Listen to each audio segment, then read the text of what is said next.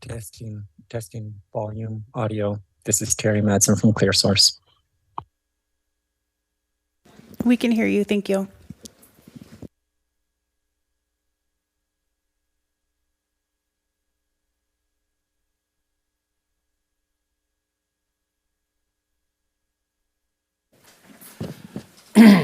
February 21st meeting of the Oroville City Council, the regular meeting, open session, 4:30, agenda. Call to order. Can we have roll call, please? Councilmember Johnstone? Here. Councilmember Riggs? Here. Councilmember Thompson? Councilmember Goodson? Yes. Councilmember Weber? Here. Vice Mayor Smith? Here. Mayor Pittman? Here. Thank you. I believe Councilman Thompson is on vacation. Should know, so note. Next item is Pledge of Allegiance. I think we have some very special visitors here for that.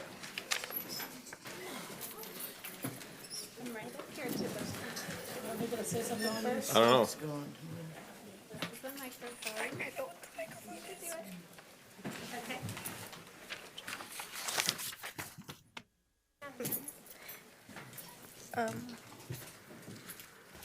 What do I say? Yes. Thank you for inviting us to lead your meeting with the Pledge of Allegiance. We are students from Oroville Elementary School Student Council. My name is Brennan McCrary. My name is Carly De Leon. My name is Sakura Owens. My name is Isabella Yamas. Saying the Pledge of Allegiance helps form a connection to our country, the United States of America. We are a country with a diverse population.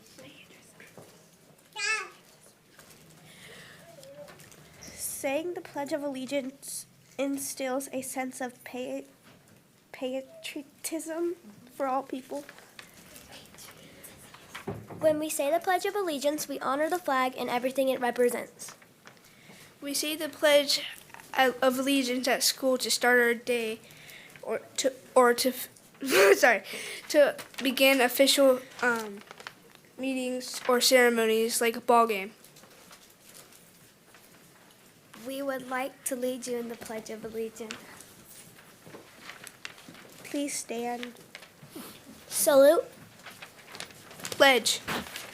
Pledge allegiance to the flag of the United States of America and to the republic for which it stands, one nation, under God, indivisible, with liberty and justice for all.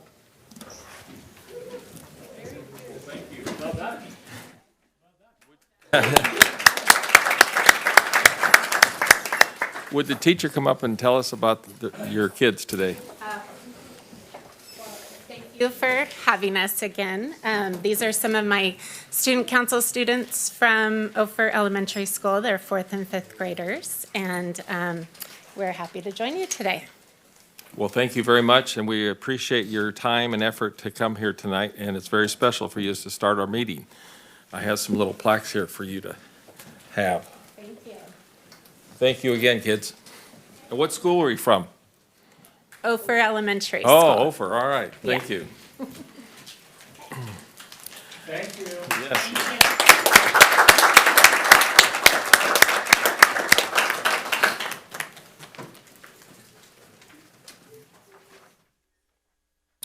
Okay, adoption of agenda. Do I hear any motions for that? I move that we adopt the agenda. Second. Motion second, I call roll. Motion carries with 6 yeses and 1 absent. All right. Next item is, let me make sure, public communication, hearing of non-agenda items. Ms. Clover, do we have any slips? We do have a few public speakers. Our first one is Janice Tittenzer.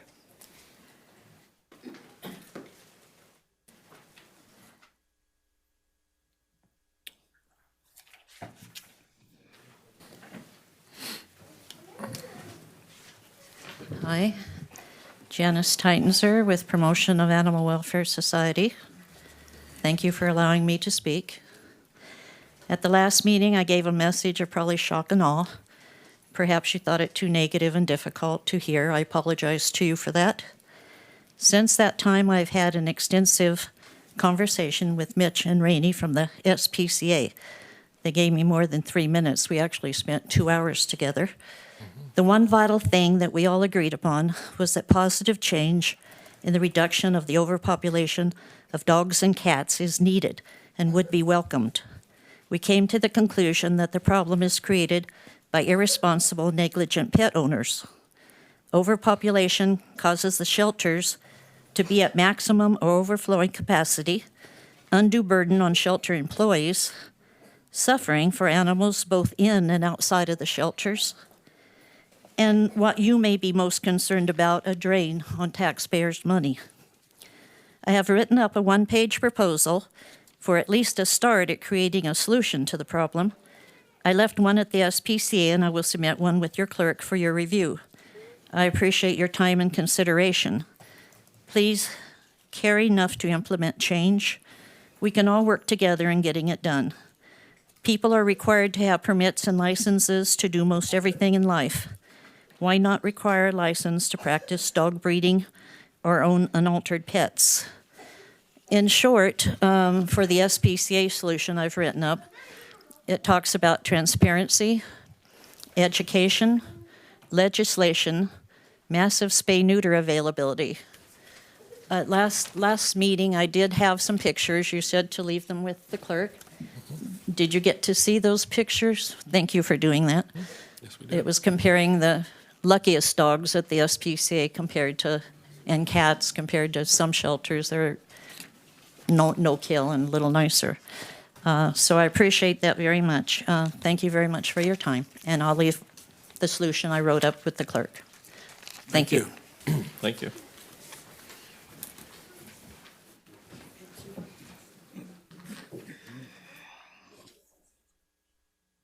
Jackie, do we have any more? Sorry, yes. Our next speaker is Larry Tracy.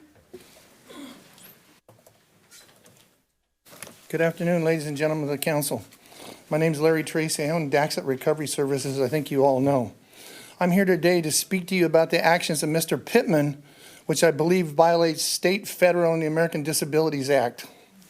On October 17th of last year, Mr. Pittman sent an email to Officer Belzer stating that my women and children's house on Bird Street was overcrowded and had health and safety issues. Is that correct? Mr. Belzer called me to tell me the complaint, and he needed my permission to enter the house, which I granted right away. I filed a Freedom of Information Act request to find out who filed this phony code complaint. It was you. I have a copy of it, which I'll give to everybody. I also got the relevant documents from the city. Mr. Belzer promptly went to the residence and checked it, and you can see in Mr. Belzer's report, he considered the complaint false. There were no violations. The premises was neat and tidy with only 7 women living there. We interviewed the residents of the program, and nobody saw Mr. Pittman nor even knows his name. I'll provide each of you a copy of this paperwork I have. Early last year, Councilwoman Riggs asked staff to make a presentation of SLE houses to the council. Mr. Wes Irvin did so, stating the wrong laws that SLEs operate under. I stood before you and corrected this. Mr. Pittman heard all this and then files a complaint of overcrowding months later.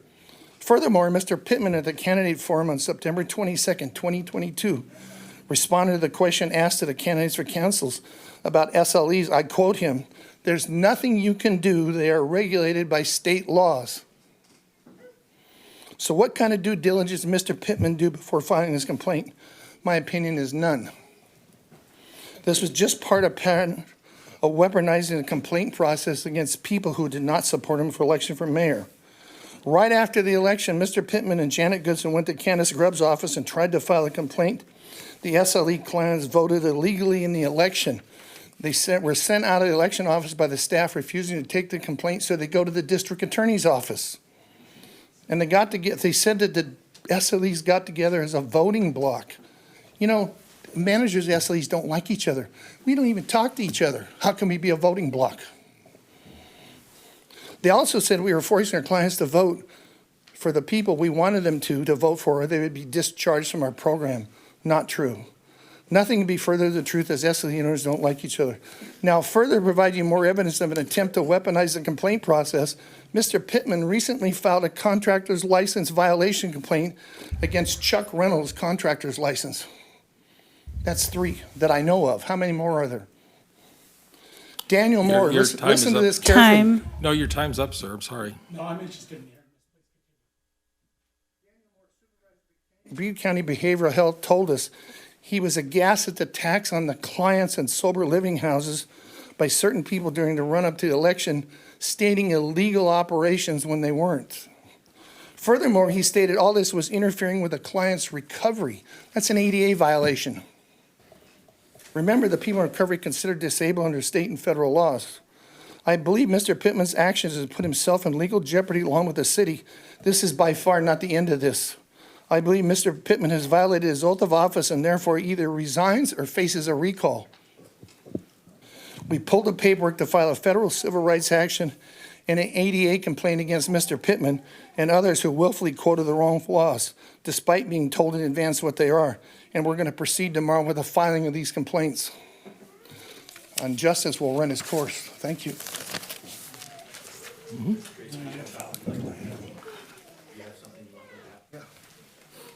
Our next speaker is Bill Spear. Excuse me, I'd like to say something.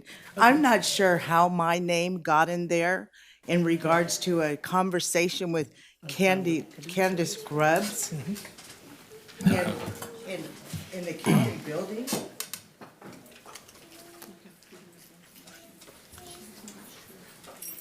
How did that happen? Because I'm sorry, I don't even know what you're. Did you go with him? No, absolutely not. This is the first I've heard of it.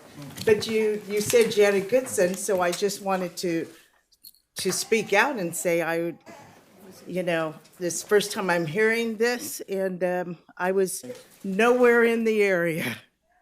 And when I get the documents, you'll see. That's fine. That's right.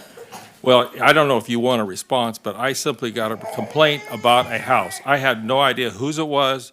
All I knew was an address, and I forwarded it to our code enforcement. I didn't even know you owned it, sir. I don't know who's in there. I don't know anything about it. I just received a complaint from a citizen. Enough said. Well, your running mate says otherwise. My running mate? Well, Natalie Sheared. What? You know, you ought to get some good information, because you really don't have very good information, sir. Paperwork, sir. You can explain it to the feds. I'll be happy to explain it to the feds. I've been to the federal court many, many times and won very seriously. For ADA, there's over 60 violations. Good luck. Don't do it. Don't do it. Move on. Do we have another? Our next speaker is Bill Spear.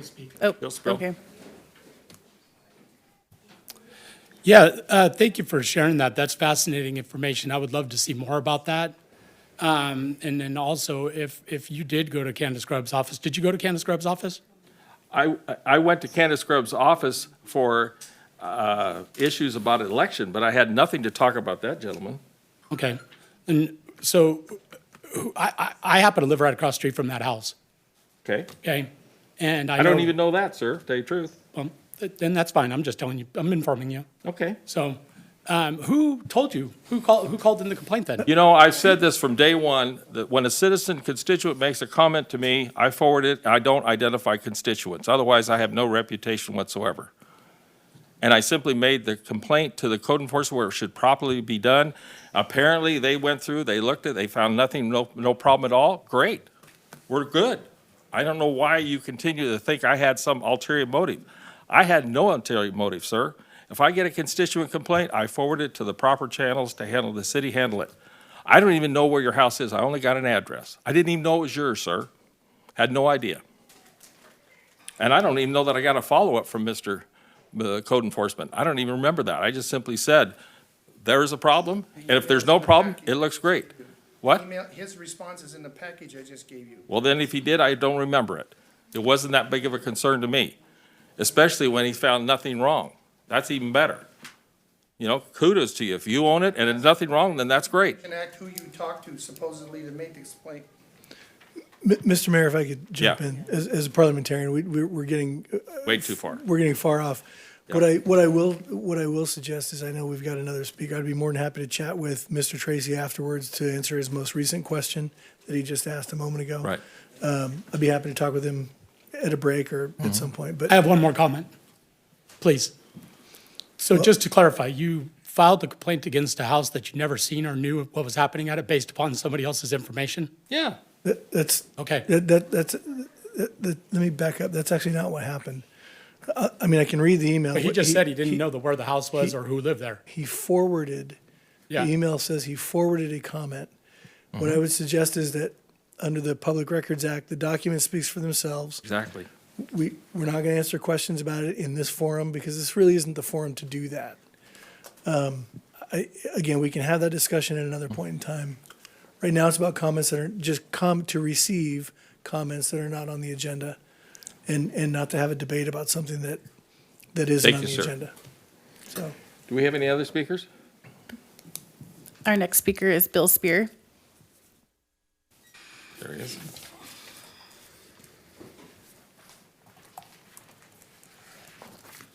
Mr. Mayor, Vice Mayor, City Council. For the record, I like you guys. We just have challenges working together, but prayerfully we'll get better at it. I think it's really awesome how the kids come and are doing the pledge, and I think it's really commendable that we are honoring our youth on the next City Council meeting at the police station, and it's important. It's the next generation that we continue. And Ashbury, Kentucky, there's a revival going on and started at a college, the Christian college, and people from all over the country began to go to Ashbury, and where there's worshiping God and praying, and then people from all over the world are going there, and it started with their youth. And so it's important that we continue to pour into our youth, to this next generation. In the word, it says, "Be not deceived, God is not mocked. What you sow is what you're going to reap." And that could be a negative scripture if we're sowing negativity, if we're not investing into our youth. And so thank you for investing into our youth. They are our future, and it will make our whole town better. And so I'm going to pray for you guys and for our youth. Thank you, Jesus. Father, I thank you for the Oroville City Council, and thank you for as they move forward with their plans to investing into the youth. We thank you for the youth here this morning or this afternoon who are being active in their school and the school government, and that you would and as they're here at the city hall, and we pray for all our youth, all the kids, Lord, that we would raise them up, Lord, just as you are using the kids in Ashbury, Lord, that you would use our kids here. Thank you for all the cheerleaders that you're getting ready to honor, our city's getting ready to honor, and we pray for them and for their families, and thank you for all their hard work and their dedication. And Lord, I pray for our city council, Lord, that you would help us all to be good examples, help us all to get along better. Thank you for all the SLEs in Oroville, and pray that you would help us all to get along better, that we would all be a better example. For your kingdom come, your will be done, for your glory. In Jesus' name we pray. Amen. Mr. Mayor, that is the last of the speakers on non-agenda items. Thank you. Consent calendar. Any council members have any consent calendar comment on? Or questions about? Mr. Mayor, if I could just make one point of clarity on item number 7. It's an agreement with the Butte County District Attorney's Office for support and investigative services. The funding for this will be coming from Measure U. This is a good use of that to augment and offset that. It will provide us the expertise and support necessary for these very important crimes that occurred to ensure that they're not only prosecuted but investigated properly. It'll also strengthen our relationship with our district attorney's office. Mr. Ramsey is here tonight to answer any questions, but if we want to get out of here at a decent time, I wouldn't ask him to speak. But it's up to you. I mean, this is your forum.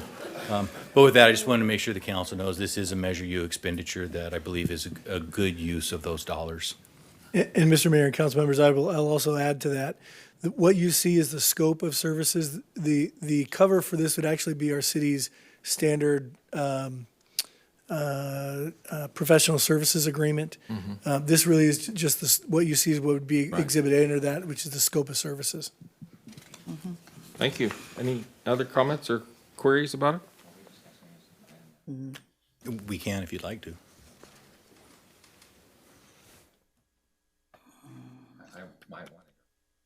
Oh, God. If that's the case, I would suggest we pull Are this you matter asking a from question? Full item. So So you're I gonna- motion we approve consent items number 1 through 6. I'll second that.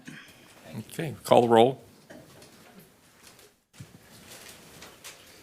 Motion carries with 6 yeses and 1 absent. Thank you. And Vice Mayor Smith, you have a question about number 7.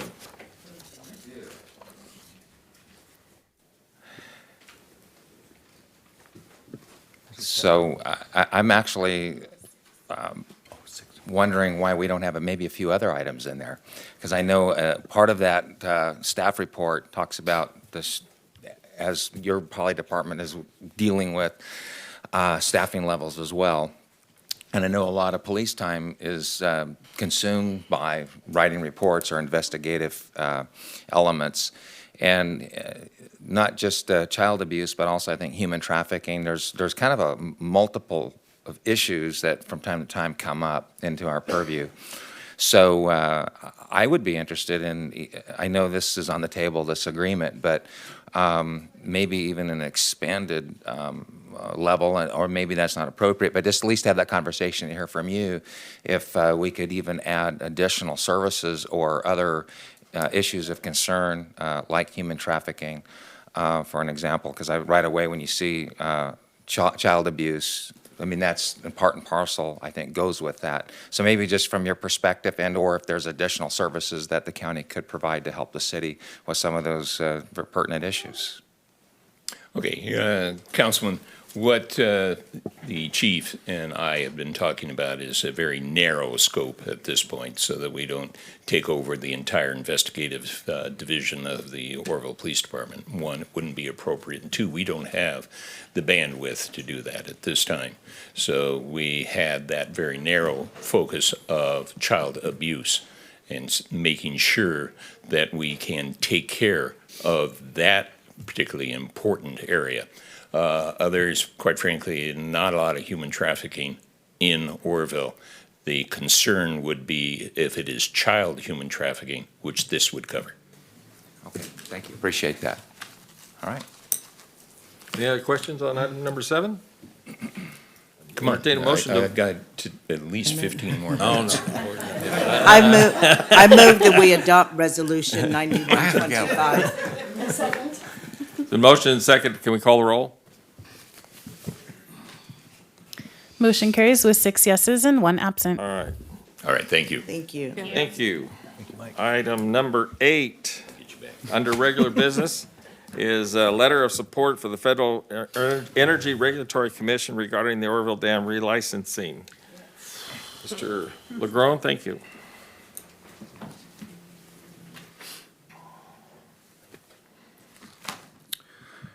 Yeah. So, Mr. Mayor, this is an item that came to me after meeting with the, I'm going to ask, if I could just briefly jump from this, I'm going to ask Brian Wong and Mr. Bateman, Robert Bateman, to come up here with me. This is an item that, after meeting with Brian and Robert regarding this issue, got to see which one I'm talking about here. we were discussing this issue, and there is some concern about the relicensing of the dam.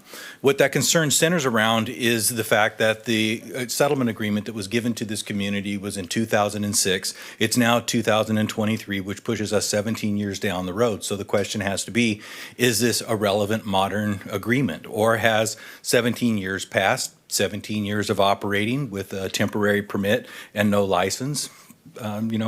What has happened? What has changed?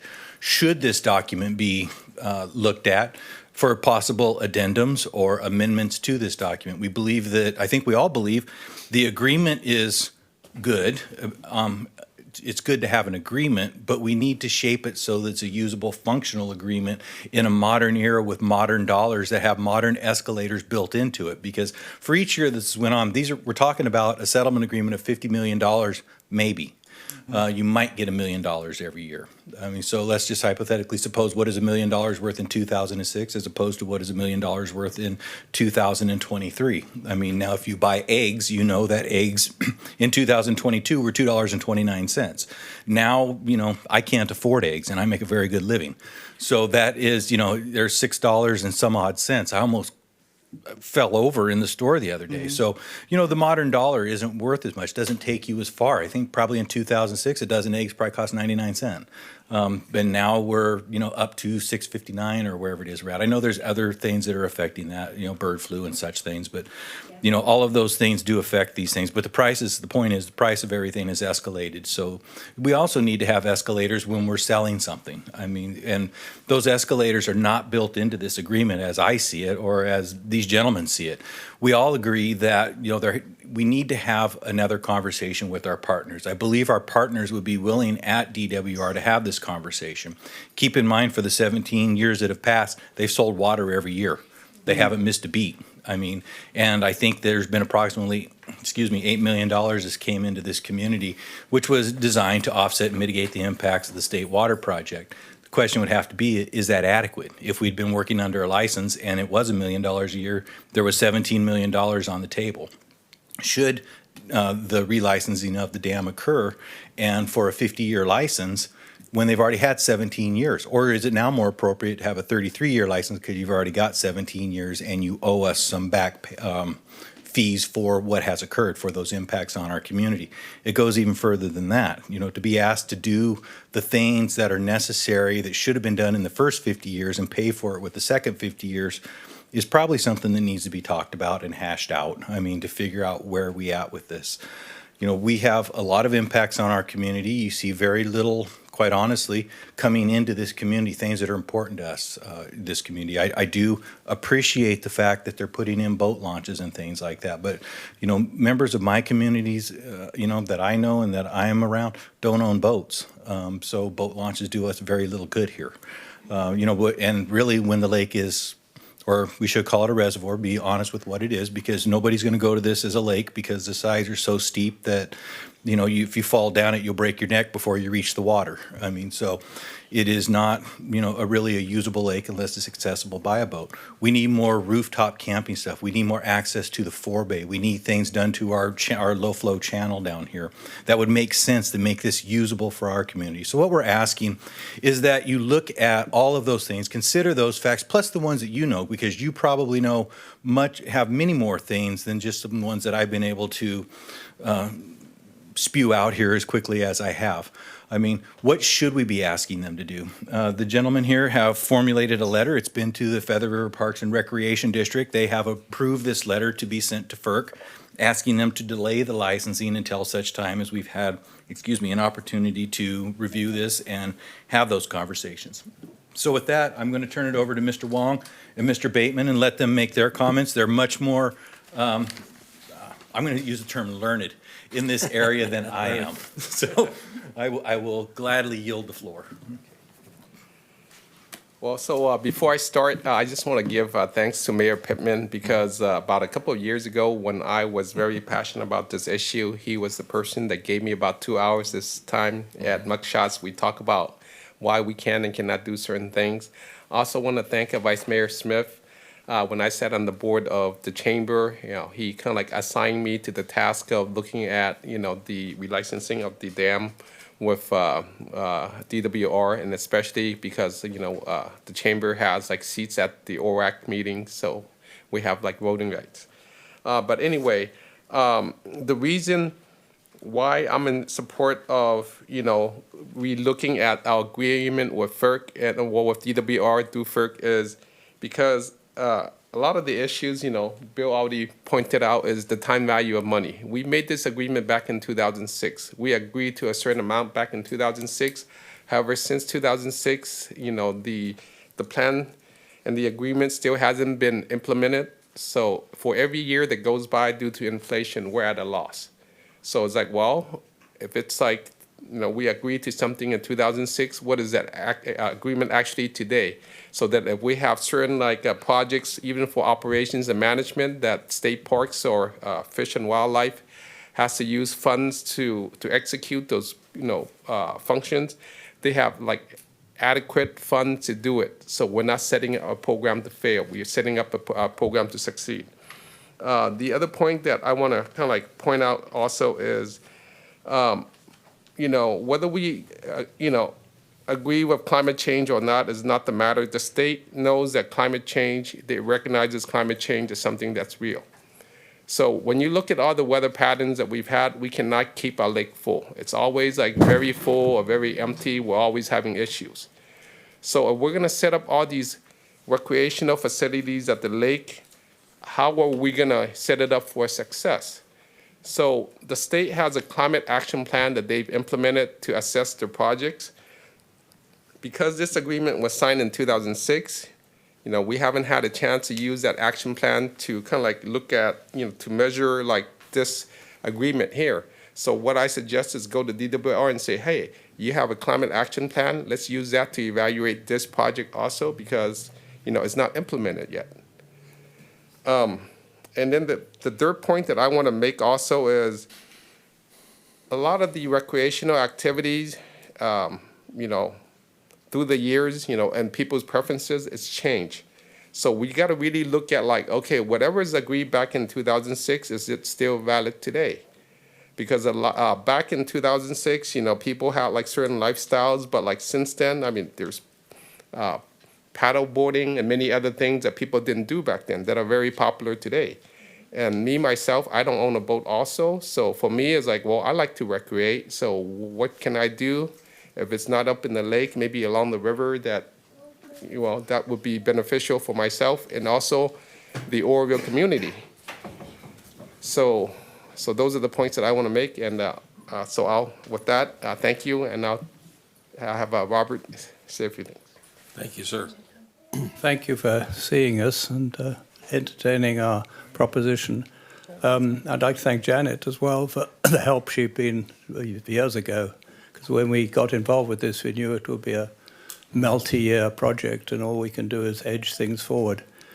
And it's about time, I think, that the city and the rec department and the chamber get together with the county and present a united front to FERC, or to do WR. And the way to do that is to start something with FERC, and this letter sets out many of the problems that there have been and some of the objectives that we should be looking for.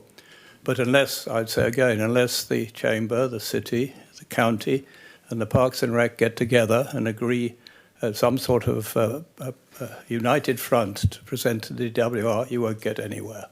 So that's the main purpose of this letter.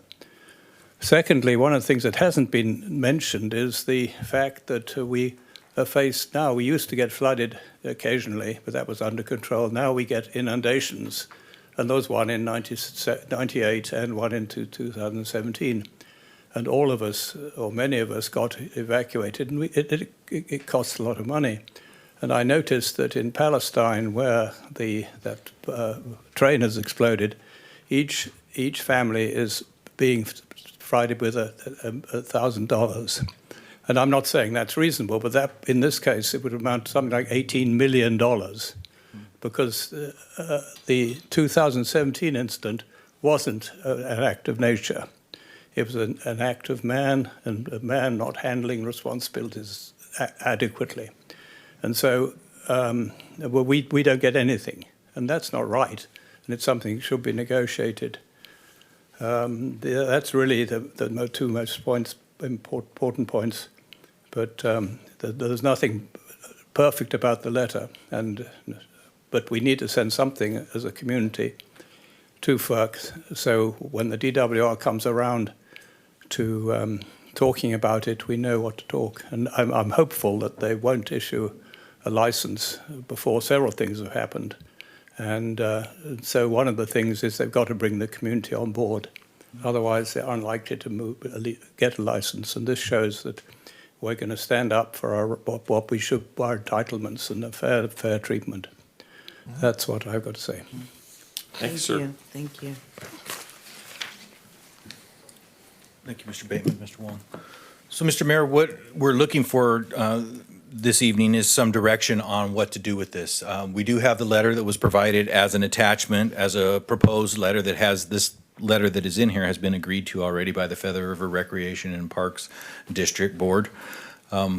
We are looking for if you would like us to place that on letterhead and send that out with the mayor's signature, or what you would like to do with this. If you would like to do something, what I would like to see us do is, if you do want to move forward on this, is set up an ad hoc committee of a couple of you, so that as we get responses and things change with this, we can be fluid and move and make decisions to move forward through that process. And I'm sure that when Mr. Ring gets here, you know, he'll probably be looking for stuff to do, so this will be a wonderful thing to start with. Yeah. Yes, ma'am. Thank you, Chief. I want to thank Mr. Wong and Mr. Bateman. This has been a long time coming, and I believe uniformity in unison, one voice is extremely important. We have our Butte County Supervisor here, Bill Connolly, and I was wondering if he'd like to share a few remarks with us as well before we move forward.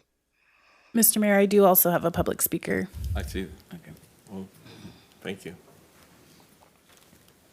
First off, I'm here in your house, and I thank you for what you do. I mean, once you're elected, you're part of the solution or the problem, right? Mm-hmm. So I know that you need to be thanked once in a while. I do live in the city limits. I'm really here for the next item more than this. I've been kind of a champion for not signing the license all these years. I feel they didn't give us enough. But you have a different look. You have an agreement, and what they're asking you to do as citizens is to ask DWR to modify the agreement, make it more relevant to now. That's not my desire. My desire would be to go further, but I would fully support that, anything that helps your citizens. So I hope you consider what they're saying, and I look forward to talking to you on the next issue. Thank you. Thank you, sir. Vice Mayor Smith, you're on the queue. Do the public comment first. We can do public comment first, yeah, if you'd like to. Our public speaker is Shannon DeLong. Oh, Shannon. Hi, I'm Shannon DeLong with Feather River Parks and Rec. Just some quick things I think that we don't realize or think about today. When you drive up Highway 70, it used to all be timber, right? Beautiful forested land. Now you drive up there, people aren't even going to realize in a couple of years that that area used to be timber. During the Depression, salmon was so abundant, it was one of the only protein sources that was available for people to feed their families. Now, if you look at our river, there's very few salmon, and they're becoming more and more endangered. A lot of that has to do with the fact that there's dam blocking the salmon habitat. We've lost that. We don't realize that. Instead of a whitewater park and whitewater in our community, we have a drowning machine in the middle of town where if anybody jumps in the river and tries to swim, the overhead dam is just going to sit there and recirculate them and drown them instead of recreation. If you read the FERC agreement, it's a horrible agreement. There are numerous excuses in there for them not to pay anything. If a power generator is down, they don't give us money. Guess what? They don't have to give us money at all after that. The next year or the year after that, that money's just gone. If they can't make water deliveries to their contractors, they don't have to retro pay payment. It's gone. They haven't done anything for the first 50 years. They haven't done anything since this license agreement was signed. Be very, very careful what you sign, because expecting something to be different when we keep having the same results is insanity. And I think that's where we're at right now, is at the point of insanity where nothing's going to change. The state water contractors don't want to give Oroville their money. They're some of the wealthiest people in the state. They want to keep that money. So it's your guys' decision, but just be careful, and I support whatever you folks decide to do, and the parks will as well. But just think heavily about what you're signing. Do we have any other public comment? Mr. Mayor, the other two spoke already, so that is the last of the public speakers. Okay. Thank you all. I guess Vice Mayor Smith is up next. And I appreciate all the comments that have been given and all of the time, the countless hours that have been given to this topic.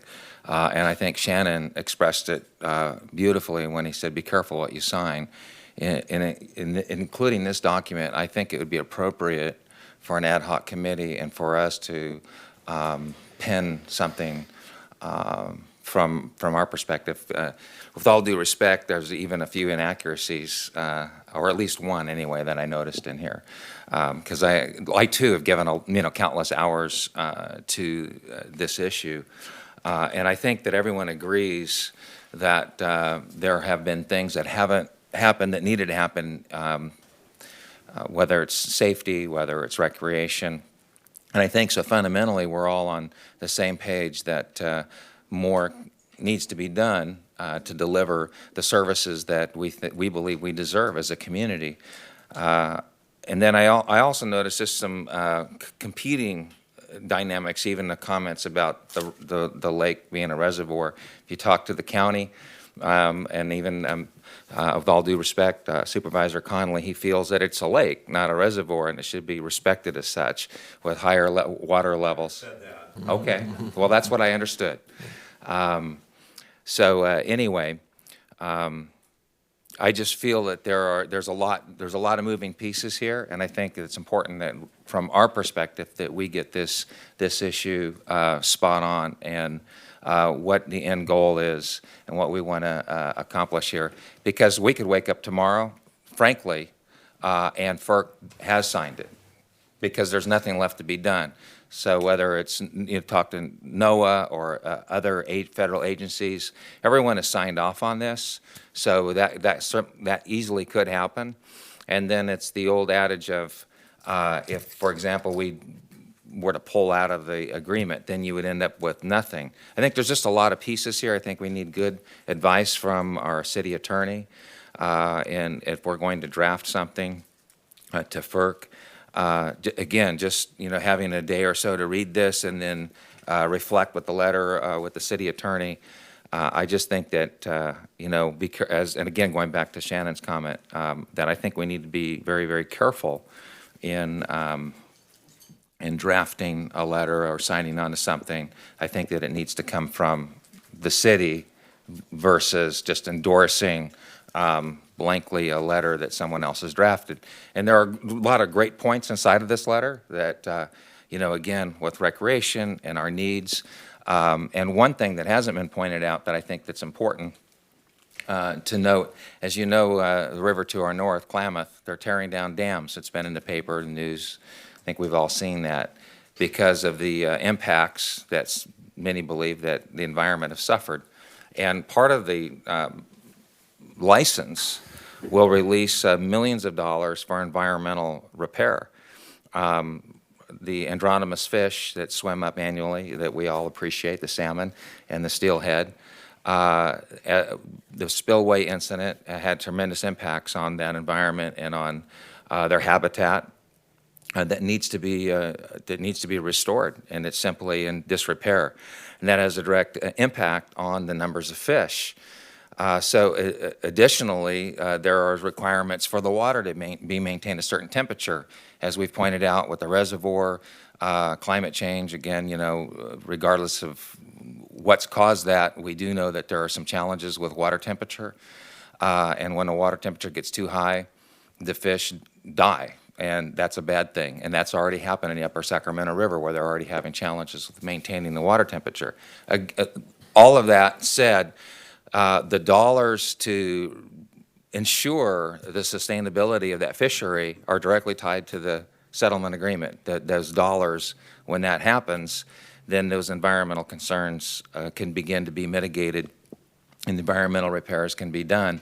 And I think that's if anything, the state of California prides itself on being environmentally conscious. Whether it's the governor or whether it's the current administration at the White House. And I think that they're doing a tremendous disservice to our local environment. And again, those millions of dollars are tied to that. So this is and that's a regional issue. That just doesn't impact Oroville or recreation or some of what we feel are the obligations that are owed there that haven't been fully met. This impact to the fishery goes well beyond Oroville, to the state, and you could argue even beyond that. So this is I guess my point is, it's a big deal. It affects a lot of stuff. And I think that there's more that needs to be looked at and considered in just saying, yeah, we agree with the letter.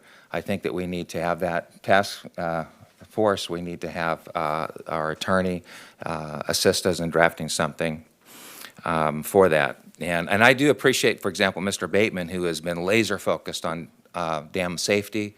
I think some of his activities were directly resulting in Senator Nielsen putting together the Dam Oversight Committee. There's just a lot of good work that's been done here, and I don't want to diminish any of that. I just think that we need to really be very, very careful in how we draft something and what we say.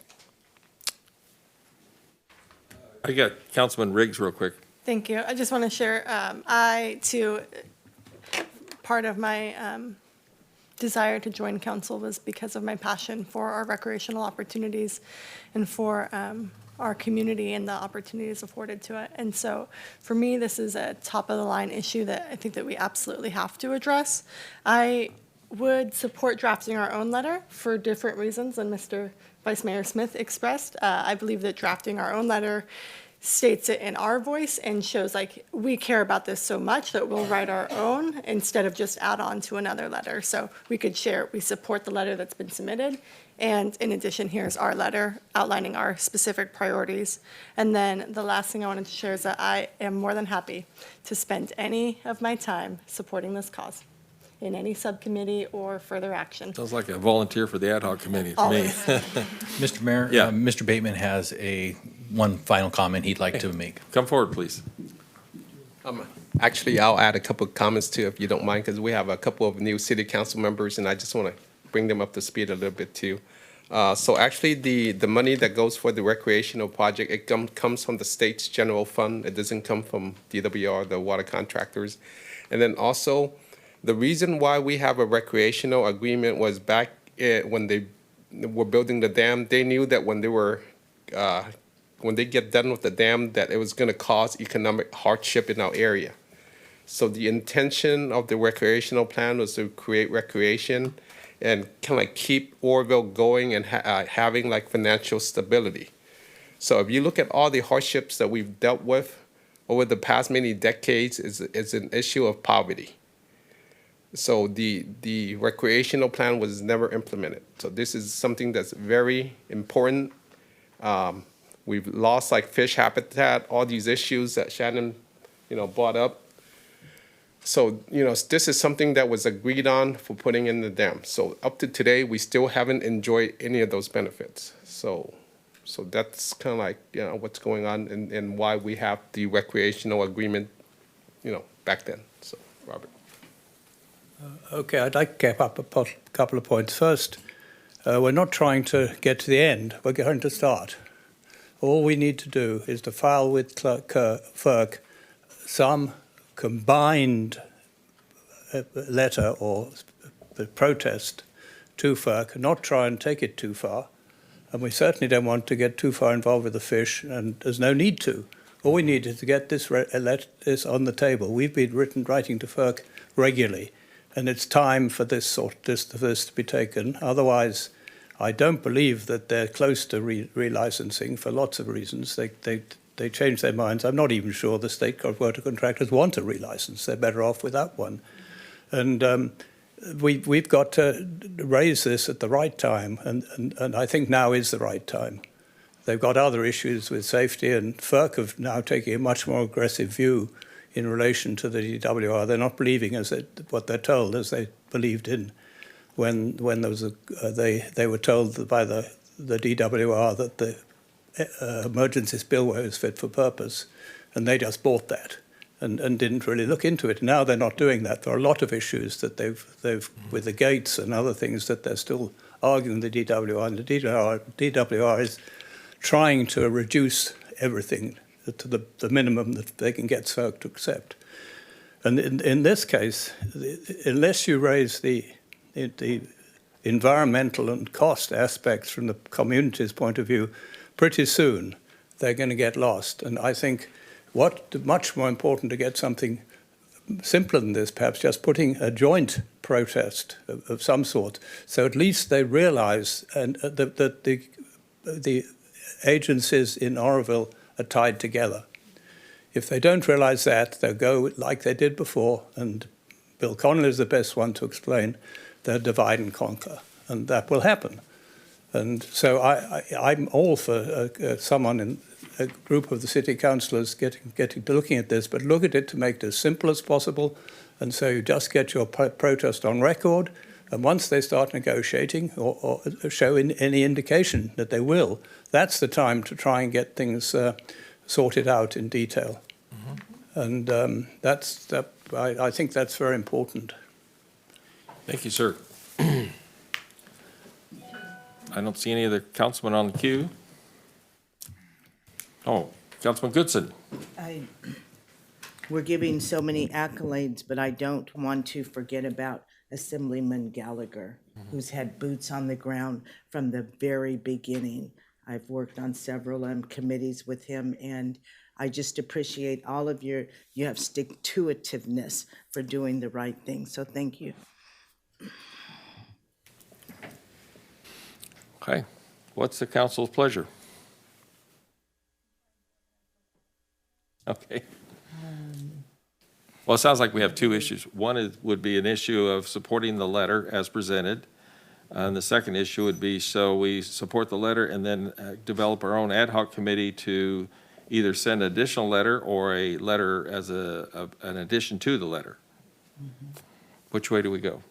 If I may, just throw something in. I think probably if the council is leaning toward writing their own letter, I would include this letter as an attachment, something stated to the fact that, we agree with part of this and, are in the same line of thought, but these are our thoughts. I mean, that way, it shows unity in the community and unity on the subject. That makes a lot of sense, yeah. I agree with that, too. So I motion to direct staff to write such a letter and in a future agenda, discuss the creation of a ad hoc committee Well, to pursue it, or no? why don't we create the ad hoc committee now, and the ad hoc committee, staff will come with something, the ad hoc committee can fine tune the letter. I just didn't want to say that because I was the only one who said that I'd be interested in such a committee, and that's not a committee, that's a single person. So, and create an ad hoc committee by interest of the council.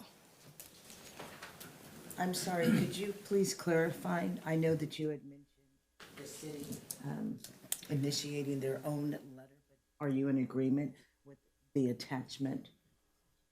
Saying that we support their letter? Yes, that we support their letter. We have additional concerns, or these are our priority concerns. We are united. Here's our perspective, and we create a committee. I second that.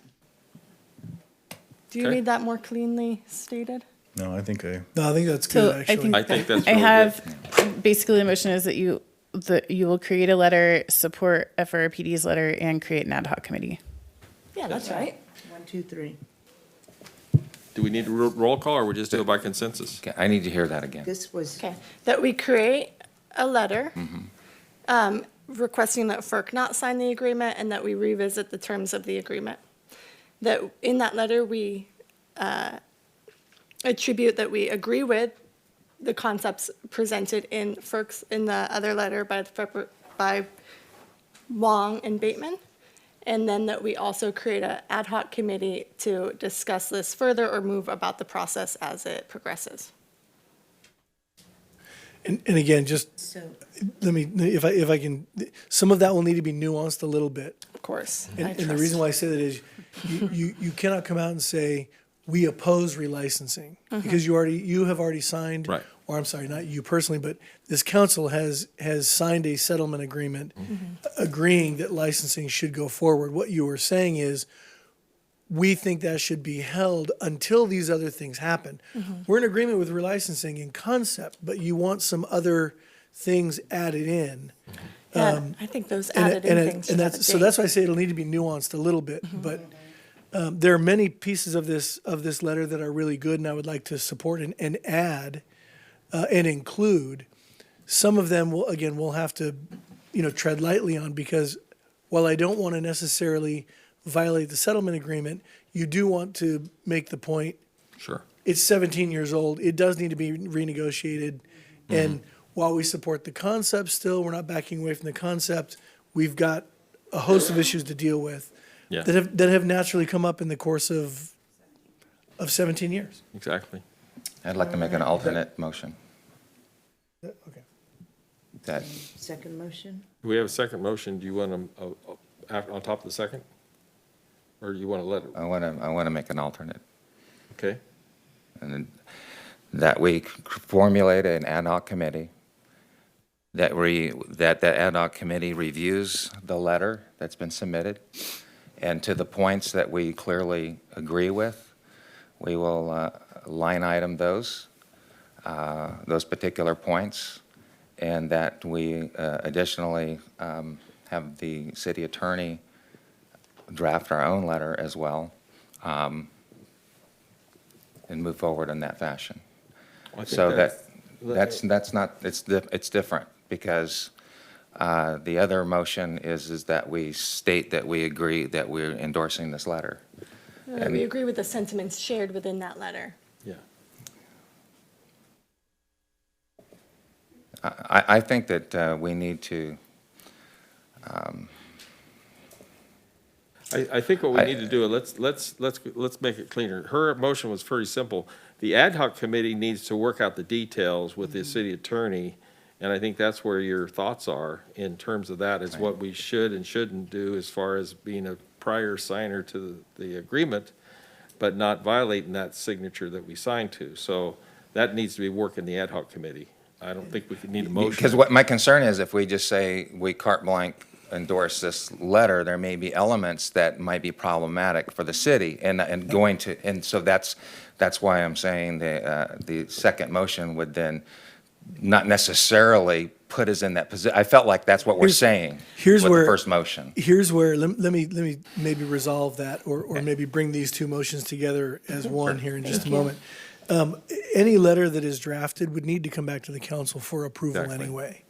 So I think, as I mentioned, there will need to be some nuance to the quote, approval or encouragement of this other letter. I think whatever we do will come back. It'll come back to you for your approval, number one. Number two, I will certainly make sure that we're not saying something that will violate the settlement agreement. Right. But also recognizing we need to Do something. we need to do something here. Yeah. We need to get to the table and talk. Yeah, that I think we all agree upon. We need to do something. I was just concerned about us putting ourselves in a legal jeopardy here by just saying. Well, it will we all do come that. back to I council. understand Yeah. that, but. Sorry, I guess I just assumed, and you shouldn't assume, that staff would navigate the nuances Yeah, on our behalf, and we would see it again. okay. I'm good with I'll retract my Okay. second motion then with that being, all of that being discussed. Thank you. Let's call the roll on the motion, please. Motion carries with 6 yeses and 1 absent.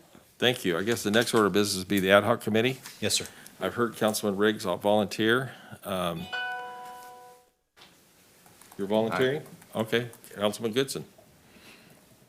Oh, Riggs and All of Goodson, us. Been in it too. since day one. Riggs, Goodson. Continue. Put myself on that, too, because I have the history. All right. How many people are we allowed to have in a committee? No more than 3. No more than 3 for ad hoc, yeah. And our goal is to come back very soon. Okay. Is that the will of the By council? our next meeting. Yeah. Yeah, no, we want to, I think time is of the essence Right. on this because it is, you know, a Right. license could be pending. Yeah. I mean, we don't know. We could. And gentlemen, Mr. Wong, Mr. Bateman, thank you for bringing that to our attention today. We appreciate that. Absolutely. And I think this staff that should be on this, Scott just displayed such a passion for this Yeah. that I think it would be, you know, it would be amazing to have you on there, Scott. All right, I could think of nothing better. there you go. Thank you. I think we've got number 8 covered. Number 9.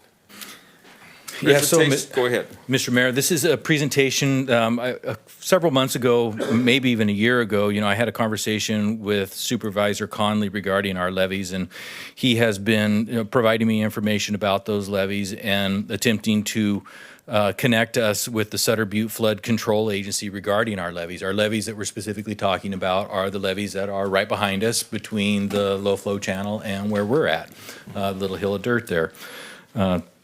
That protects our community when the flow of the river is up, when the gates are open. I mean, there are some questions about the, you know, what is the condition of those? What are the maintenance of those? Who's responsible for maintaining those? You know, do they need anything? There's been talk in the community about at least 2 boils existing in the levees. How do those get repaired? I mean, I think Mayor Pittman would have information on that from his years of service as a firefighter.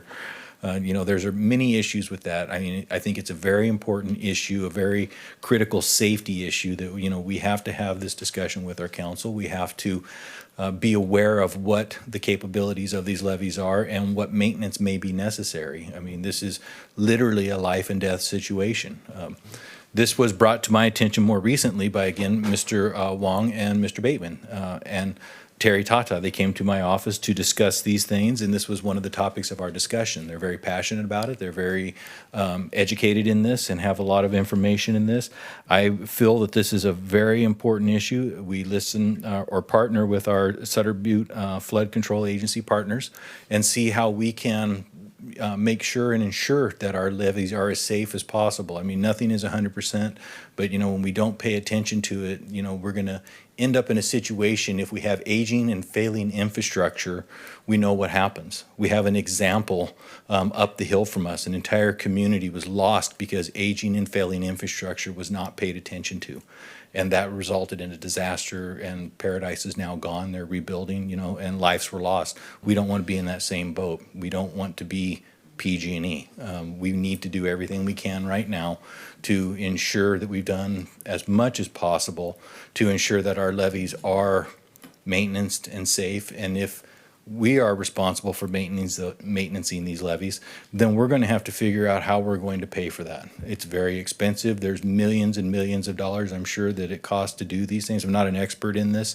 My expertise consists of digging little canals, putting army men in them, and running water through it when I'm a child.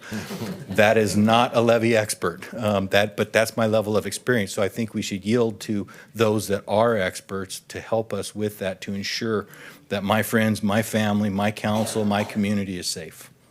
With that, I will turn this over to our partners from the Sutter Butte Flood Control Agency, or Mr. Conley, if he would like to come up and talk. Folks, get ready for a great presentation. This PowerPoint's going to be nice. Well, again, thank you for your service and what you do. And it is a reservoir. I never said it was late. That really irritated me, by the way. Here's what's going on. For the last 15 years, I had people tell me there's 2 major boils in our levee system, and we know that DWR and the new operations of the dam are going to tend to get trapped into higher releases. That's what Bateman and the rest of us work on all the time. We're really worried about that. Well, then it kept coming back. Who's taking care of the levees? Who's going to fix the boils? I was on the original board of Sutter Butte Flood Control. We've, as a board, Sutter and Butte County came together, Yuba City came together. We completed a project, they're going to tell you about this, all the way from the After Bay all the way to Yuba City. It's a 200-year certification. The other thing is, we were in a meeting the other day discussing other things, not really appropriate, but Highway 70 isn't a levee. You know, we were talking to these people, and one of them let us know that in about 4 years, downtown Oroville could get mapped into a flood zone if the levees aren't properly certified. So I'm not here to ask you for money. I'm here to try to show you a way we did it with state and federal dollars. And I'm going to turn it over to the experts from Sabufka, Sutter Butte Flood Control. Thank you. Thank you. Thank you for your consideration. All right. Good evening, Mr. Mayor and members of the City Council. My name is Michael Bissett. I'm the Executive Director of Sutter Butte Flood Control Agency, and I appreciate Bill inviting me here tonight, and Mr. Mayor, who both sit on the Oroville Dam Citizens Advisory Commission. And at the last meeting that we had, I actually made a presentation, and we talked about this levee here in the city of Oroville. And Director Nemeth was there, and Secretary Crowfoot were there, and it really resonated with them. And the director instructed her staff to look into this situation. And I don't know what has happened since that time. We have another meeting on Friday, so I'll get an update on that. But in the meantime, so this is just an informational briefing to you tonight. Bring up some information, start a dialogue, introduce who we are as a flood control agency, what we do, and perhaps what we could potentially help the city. All right, where do I point The this? switch on the side. Turn it on. Okay. Switch on the side. Oh, there you go. The on button? Yeah. All right. Okay, so tonight I'm just going to give you a little briefing of who our agency is, what we do. Talk about our Feather River West Levee project. It's a $350 million project, so it was a very large project funded by local funding, state funding, and federal funding. I want to introduce you to a project that we're going to be launching this year called the Oroville Wildlife Area Project, and I'll get into details about that. And it's very interesting following up on this previous item. We are going to be looking at some recreational improvements as part of that planning effort. Then we'll talk about the City of Oroville levee integrity concerns. I don't have all the answers. I've looked at some information, have some thoughts that I want to share with the council, and maybe tee up some action to move forward. Potential impacts, I think Bill talked about that, FEMA remapping, that type of thing. There's also a state 200-year certification issue that's out there that I wanted to bring up tonight. And then just some items to consider and move forward. So Sutter Butte Flood Control Agency, we're an agency made up of Butte and Sutter County, City of Yuba City, Live Oak, Biggs, and Gridley. We also made up of 2 levee districts 1 and 9. All those agencies came together to form Sutter Butte Flood Control Agency with the sole focus to deliver flood risk reduction projects. Sutter County was trying to take the lead, working with the Army Corps for many, many years, like over 10 years, to try to get a federal feasibility study passed and authorized by Congress, and it was going nowhere, and that's why they decided to form this agency. We were formed in 2007. We passed an assessment district in 2010. That provides our local funding. So it's a assessment on property within who benefit from the project as defined. We're solely focused on public safety, FEMA remapping, and Senate Bill 5, that's SB 5. So SB 5 was passed in 2007. That required urban areas, an urban area is 10,000 or greater, to provide a 200-year level of protection by a certain date. And if you don't provide it by that date, you can't issue building permits. So you have a building moratorium at that point in time. Our goal was to provide 200-year protection in the north. That's the sort of yellowish area. So it's about 2/3 of the basin, and a 100-year level of protection in the south. We have since certified our 200-year project, and that is what is shown on this map. So if you look in the very north, Thermalito Afterbay is up there. We have the green area is what we labeled Project Area D. It's in Butte County. The area in yellow is Project Area C, and then we have B and A. Essentially, that's a 45-mile project from Thermalito Afterbay all the way down to the confluence of the Sutter Bypass. We have the last remaining 1.6 miles that we're in design on at the very bottom in that red section. So we're in design on that. We'll be constructing those improvements in 2025. Also on this map at the very north, that little brown area, that's the Oroville Wildlife Area Unit D project that we have since completed. So I'll talk about that in a minute. We're looking to expand upon that project, and we received grant funding from DWR to launch on a planning effort, and I'll touch upon that. So here's the Unit D project. It's about a 1,500 acre project. Most notably, it's a flood stage reduction project. We constructed a weir in the north part of that basin. You see it outlined in red. So when the river gets high, it cascades into that area, that wildlife area. So it provides flood relief. So those flood waters start pouring into that area, and we're porting water over the floodplain. We also we cleaned out a lot of those canals. We removed invasive species. We constructed recreational improvements. We constructed operation and maintenance enhancements. So it was a big project, about $25 million project. It was all 100% grant funded. So we got grant funding from DWR, from California Department of Fish and Wildlife, and the Wildlife Conservation Board. With me tonight is Chris Fritz, our Director of Engineering. Chris cobbled together maybe 10 different grants to pull this project together, and we built it over several years. What we want to do is we want to enhance that project. So on this slide, in the yellow, you see the yellow dashed line. That's the Unit D that I just talked about. The red area is where we want to expand this project. So we're going to be launching on that project this year. It's also a flood stage reduction and ecosystem enhancement project with recreational improvements. Right now, we just have concepts. And we're going to be setting up a series of workshops this year. We're going to be launching into that this summer. We'll be working with all stakeholders in the region, the city, the recreational groups, all our agency partners, CDFW and DWR, building a consensus on what makes sense in this area. So we have the planning money. We're going after design and permitting money at the same time. This is probably an 18-month planning effort.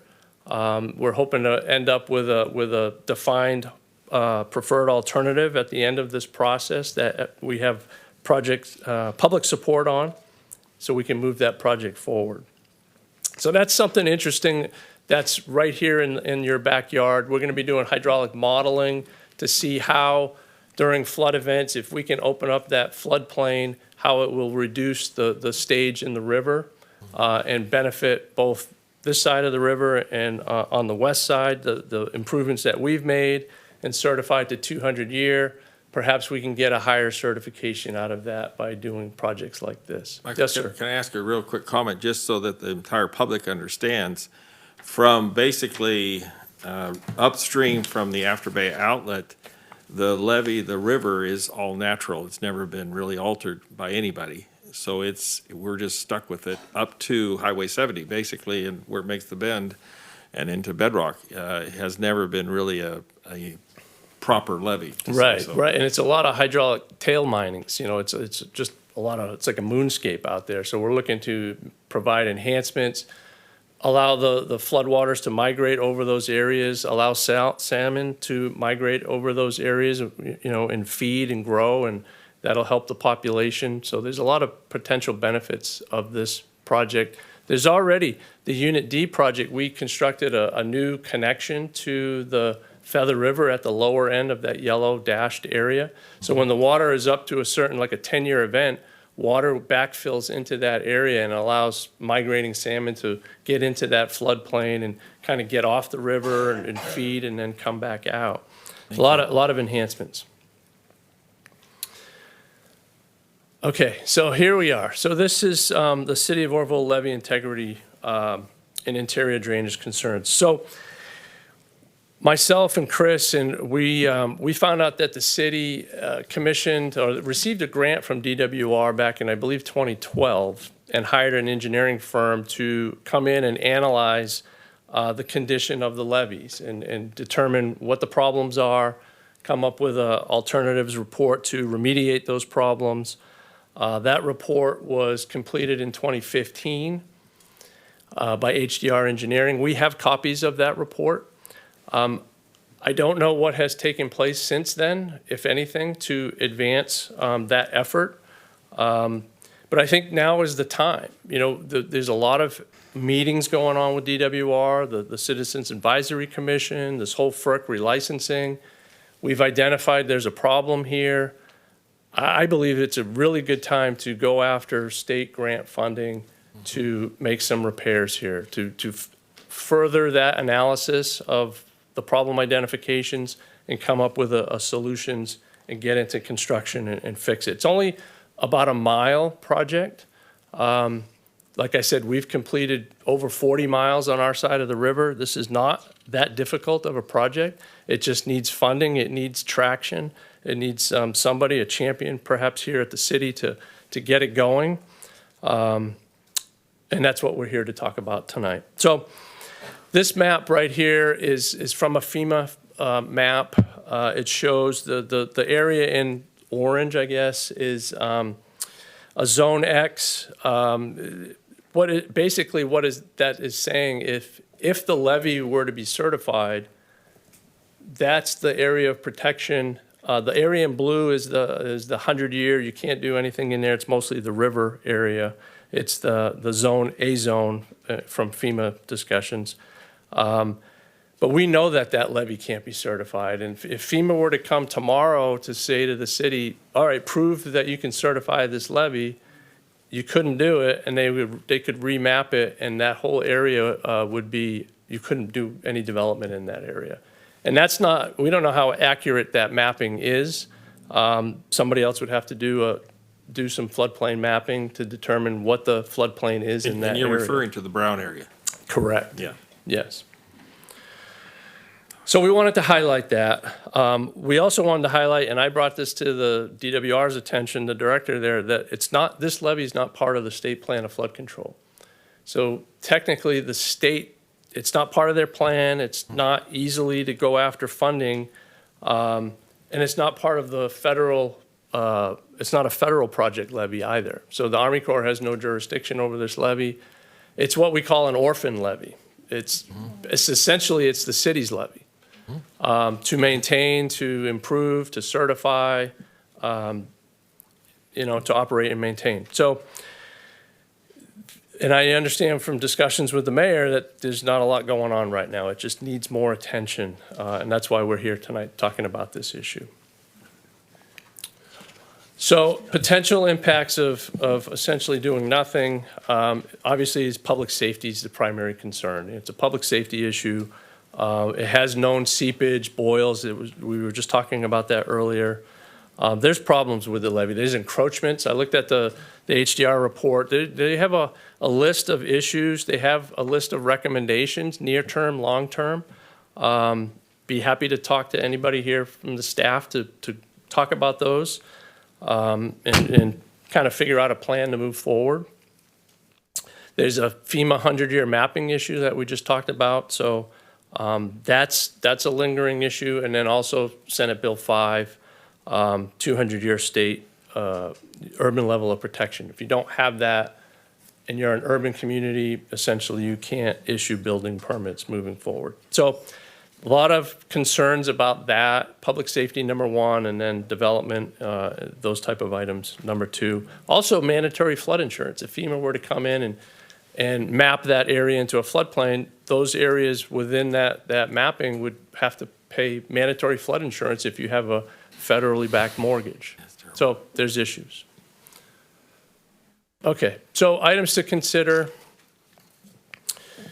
And I touched upon those a little bit. Identify some local funding just to get moving forward. Identify maybe somebody here within the city staff to kind of champion this item and work with council and move the item forward. I'd be happy to talk to whomever you guys select and offer advice and guidance as much as I can.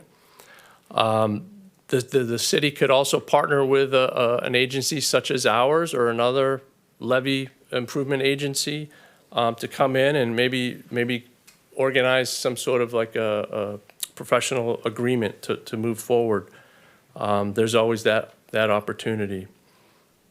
most notably, go after state funding, talk to Carla, Director Nemeth, look at ways to get grants to move this forward. The DWR did provide grant money to the city back in 2012, so that they've already opened the door. They've already invested money into understanding what the problem is and potentially moving forward on making improvements. So I think that door is open, and especially now. And then lastly is that HDR report is very valuable. So that needs to be dusted off, reviewed, understood. There's a lot of information in there. I didn't have the time to read the entire report, but I actually worked with the engineer who wrote that report on a different project, so I know he's a very good engineer. There's a lot of good information in that report that you've already paid for, or the state has. So it's a valuable piece of information. So with that said, I will turn it over to you, Mr. Mayor, and the council, and see if there's any questions. Or maybe, I don't know, Bill, is there anything else you'd like to add? Bill's been on our board like from our inception, so he knows what he's talking about. All right. And he's the reason I'm here tonight. So. Well, I did approach the city of Oroville when we first started Sabufka and asked if they wanted to be a partner, and basically was told no. But now that we have a much more enlightened city council and attorney and so forth, maybe we could, yeah. City manager. No, really, I've been trying to do this all these years, this isn't about me. I always wanted you to be the champion of it. But we need to be safe downtown, and if we get mapped into the flood zone, the economic liability, that's huge. And one thing I also want to mention that you didn't emphasize as much as I will, where the river bends going down the river, it caused that backflood that the mayor mentioned where Feather River was underwater. That's one of the reasons I advocated and got at Sabufka to agree to do that next project into the wildlife area. That way the water won't back up into our sewer plant where it almost made it 97. Feather River's underwater. That's a very important aspect of that. But we need to do this.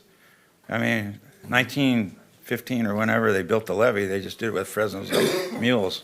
It's not, and then it was added to when they dredged in the 30s. So it's not a real levee. And they have the expertise to do it. And I would urge you to consider your own people, your own minds, partnering with Sabufka. That's about it. Thank you. Thank you both. Excellent presentation. And we have Vice Mayor Smith on the queue. Yeah. So when does that trigger? Because that map, what the brown area, that's a FEMA map, I believe, or FEMA. Correct. Identified the area. In fact, those that are inside that brown have to have flood insurance. I'm pretty certain of that. I don't believe they do. If you have they do not right now. Your lender would require. Right. That. I don't know when FEMA's going to come and I don't know when they've engaged, if they've engaged recently or it's uncertain to me. You know, maybe somebody better with the city knows that answer. Okay. So, so once that trigger happens, then what you're saying is then the city could no longer issue building permits because that then would not be certified. So what's that's correct. Kind of, so what are we in this kind of like weird kind of no man's right. You're sort of waiting to let the federal government come in and regulate you, essentially. But you know, there's a more important, in my mind, it's a public safety issue. You would want to move forward not just for FEMA remapping, but for public safety. You have a known issue there, and that's the big concern. Essentially, what we're talking about is a portion of the levee from the Green Bridge, roughly, down to the bend. Yes, I believe so. It's a little over 1 mile. Yeah. Right. Yep. Yep. Councilman Weber, next. Yeah, thank you. I would like to meet with you, Mr. Conley, and find out where I would like to meet with you all and get completely up to speed on this because this is a fascinating subject, and I would also like to be involved in this process because I think this is a no-brainer. This is a slam dunk item. We need to address this because the last thing we need is the feds coming in and trying to regulate what we're doing here. Right. And Mr. Conley, you're absolutely right. If these levees that were built so long ago that we need to revamp them, rework them. And I think that in that process too, that we could also look at different recreation opportunities by redoing our downtown district there because we could really leverage this as an awesome opportunity to redo it, rebuild, and rehab them in such a manner that we could, as a community, we could leverage them for recreation purposes or whatever. I mean, we could dream big on this. So I would love to meet with you afterwards and give you my phone number and then sit down and have a conversation with about it. And Mr. Conley, if it's your will too, I would love to meet with you on it. Anytime. Okay, thank you. Right. Councilman Riggs, please. Thank you. I have two questions. The first is how would switching, for example, switching our levy over to, I don't remember the acronym, Sutter Butte, blah, blah, blah, blah, blah, blah, blah. Sutter Butte Flood Control Agency. Thank you. I have it written down, but don't know what those words stood for now. How would that impact our opportunity to develop recreation along the levee? And then the second part of that is, what limits have you guys seen so far with the other work that you've done about what limits are in place to limit recreation? So first of all, if you were to partner with our agency to improve that levee system, I don't think that would impact recreation at all. And in fact, what the councilman here said, perhaps there's improvements that could be made as part of levee improvements, something to look to. On our side of the river, we've improved boat launch facilities. In the Oroville wildlife area, we improved some of the fishing areas. Parking enhancements. We installed bathrooms. We installed a canoe launch facility in that area. So there's a lot of potential there. Thank you. Hearing that you've had those successes is very encouraging to me. And then the second question was, if we did do such a partnership, would you guys be the one pursuing those grants, or would we work in tandem to pursue grants for that improvement? I would suggest working in tandem. If the city could assign a lead, that we would partner with. What I envisioned is like a services agreement that this city and our agency would form a services agreement and work out details there. We wouldn't be able to use our the assessment district money that we've gathered because it's just for our project. It's a well-defined use for those funds, but we would help pursue grant money and use that. Great. Thank you so much. I appreciate your presentation and work as well. Thank you. Councilman Goodson. Yes, I'm going to piggyback off of Councilwoman Riggs. I wanted to ask the same thing. Partnering with your agency, I believe it would certainly enhance our ability to get some major funding because this is not your first rodeo. But I was just curious, as a part of the presentation, by the way, excellent. So we have a lot of infrastructure challenges, and I believe the funding is fundamental. Yeah. Could you just give a couple of what you feel are recommended priorities? Once we did get the funding and moving forward, what would you initially advocate for? Well, we would target whatever opportunities that DWR has in defined grants, but they always have some money set aside that maybe they could do directed funding to this situation. When we brought it up at the Advisory Commission meeting, the director, Nemeth, was really engaged on this topic, and she directed staff to really look into it. I believe now, and I'm going to see them all on Friday, so I can have a direct discussion and say, hey, what have you guys done since 3 months ago?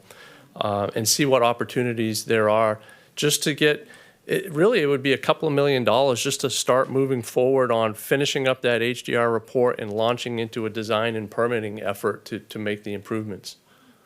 That would take, that in and of itself is a couple of years process before you can actually construct the improvements. And in that time, you would look for funding to build the project out. That's what I would recommend. Thank you. Yeah. And I might add, since you have a relationship with Assemblyman Gallagher, he was on our board also. So he's a real advocate for everything that we do, and I'm sure he would do the same for the city. Thank you. Appreciate that. Yep. Vice Mayor Smith. Yeah, I think it's probably more of an observation than a question. But, given the low-flow channel right out here, given the impacts, like, for example, the spillway incident, which was a previous conversation, it amazes me that with all of the eyes on this portion of the river, that how this has gotten to this point where we're actually facing a potential, safety issue, which is paramount, of course, and then also just the impacts of putting the city in a position where we can't even move forward in development.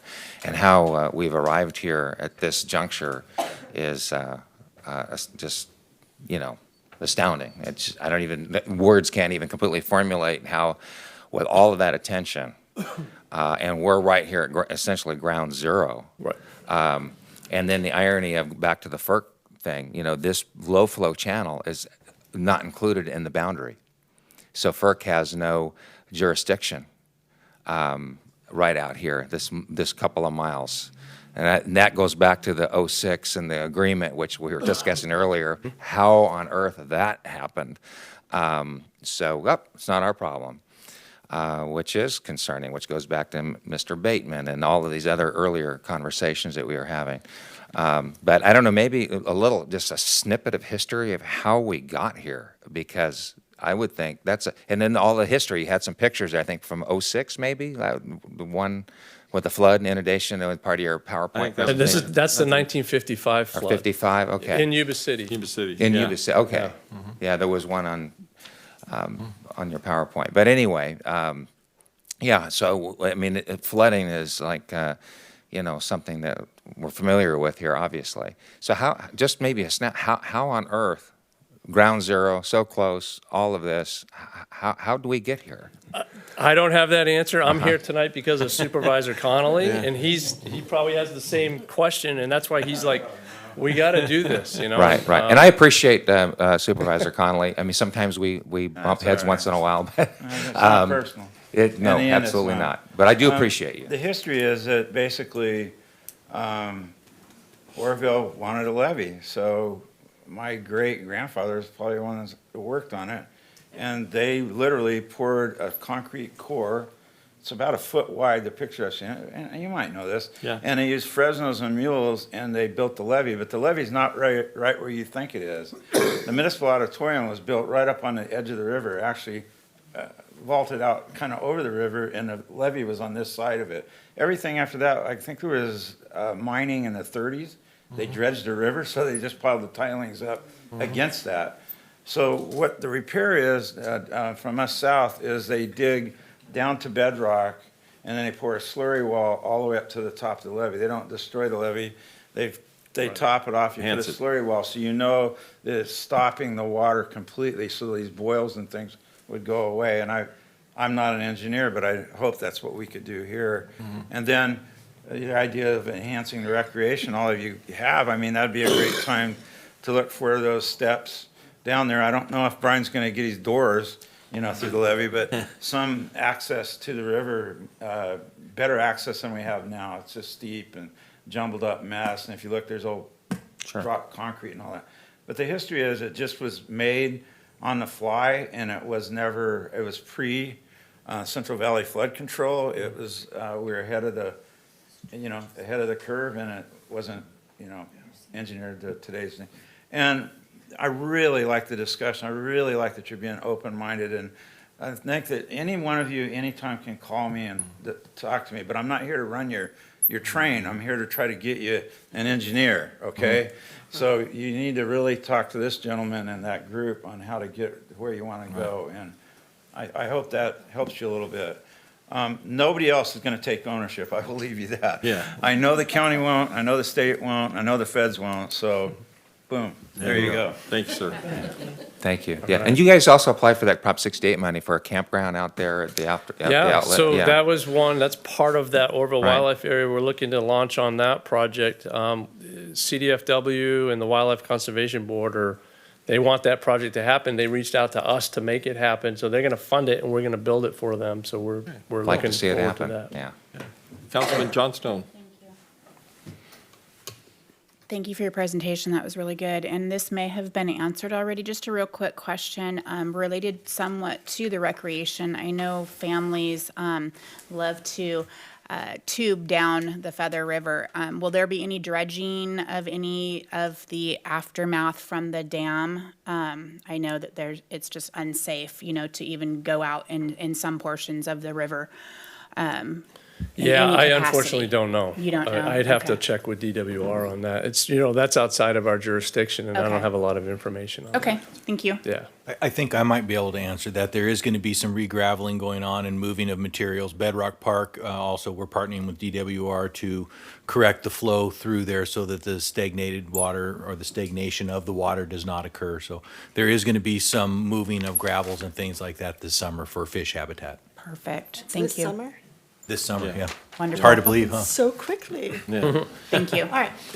Well, any other questions here? I was just going to say, and that also includes some enhancements at Bedrock Park as well with that habitat restoration. Yeah, that will actually get the water moving through there again. Some of the tailings that are, or the materials are going to be moved into there so that the lagoon won't be quite as deep, more usable, more accessible. Plus, the water will be fresh, ran through Not there. stagnant. No, it won't be stagnant, and they'll push it through the weir so that it's just going to be a much better usable space for our community. At that point, then, I think we have to have conversations about what are we going to do with the beach area down there? What are we going to do with accessing it and making it a real destination for people? Because now it is somewhere that, you're not afraid to let your child go in the water. Yeah. Great. Well, and I appreciate the discussion. This certainly is something we obviously are going to move forward with, I think just by consensus alone. But I would say, too, that some of you may not know that the city does have a pump station over here next to the levee. When the water rises so far, the clapper valve's shut and the pump station turns on and takes the drainage water and pumps it up over the levee. That's the extent of the city of Oroville's levee control, or water control. That's it. That's all there is. When it goes down south to Dry Creek, which is the creek that goes underneath Highway 70, that's our critical, I don't want to say oh shit moment, but that's it. If the water rises there, it comes back into town and it just starts flooding our whole downtown industrial 2 area. In '97, I happened to be on a crew that was lassoing propane tanks that were floating down Feather River Boulevard out of the propane distributor because the water level was so high. They just went right on through the fence line and we pulled 20 or 30 tanks off the high water from Feather River Boulevard. So remembering that, that's why we're here talking about it. This is something the city has to tend to. This is nobody else's responsibility. That levee is owned by us. That's it, the city of Oroville. You don't have to fight over ownership. It's ours. And if we don't take a good look at it and make it safe and secure for our community, we're just fooling ourselves. So I thank you for your presentation. I was very impressed at the Citizens Oversight Committee and very happy that you came here today. I'm looking for this council. Are we? Mr. Mayor, I do Yes. have 2 public speakers. Oh, okay, please do. Our first Thank you, one sir. is Robert Bateman. Mr. Bateman, speaker. Well, I don't want to waste any of your time, but after the 98, it was in just early 98, Right. was the flood. We had a meeting down at I think it was at one of the restaurants. No, use the microphone. Oh, sorry. Yeah, there you go. Near someone raised the fact there was the 2 boils in the levee, one down up, at the top and one near the bottom, I think. And I think it was the DWR said, well, yes, they were there in 85. And someone said, and it may have been me, said, well, hasn't anyone done about it? And they said, no, we don't know who should do it. Mm-hmm. And that's been the case, really, since in quite a lot of the inundation questions, that no one seems to take ownership. And unless you guys take ownership of this project, it won't happen. Mm-hmm. And if you rely on DWR to do it, they're not going to. No. And there's no one else. Mm-hmm. And so I really commend you in taking it on. Mm-hmm. But don't give up. No, sir. Okay. Thank you. Who's the other speaker? Our second speaker is Brian Wong.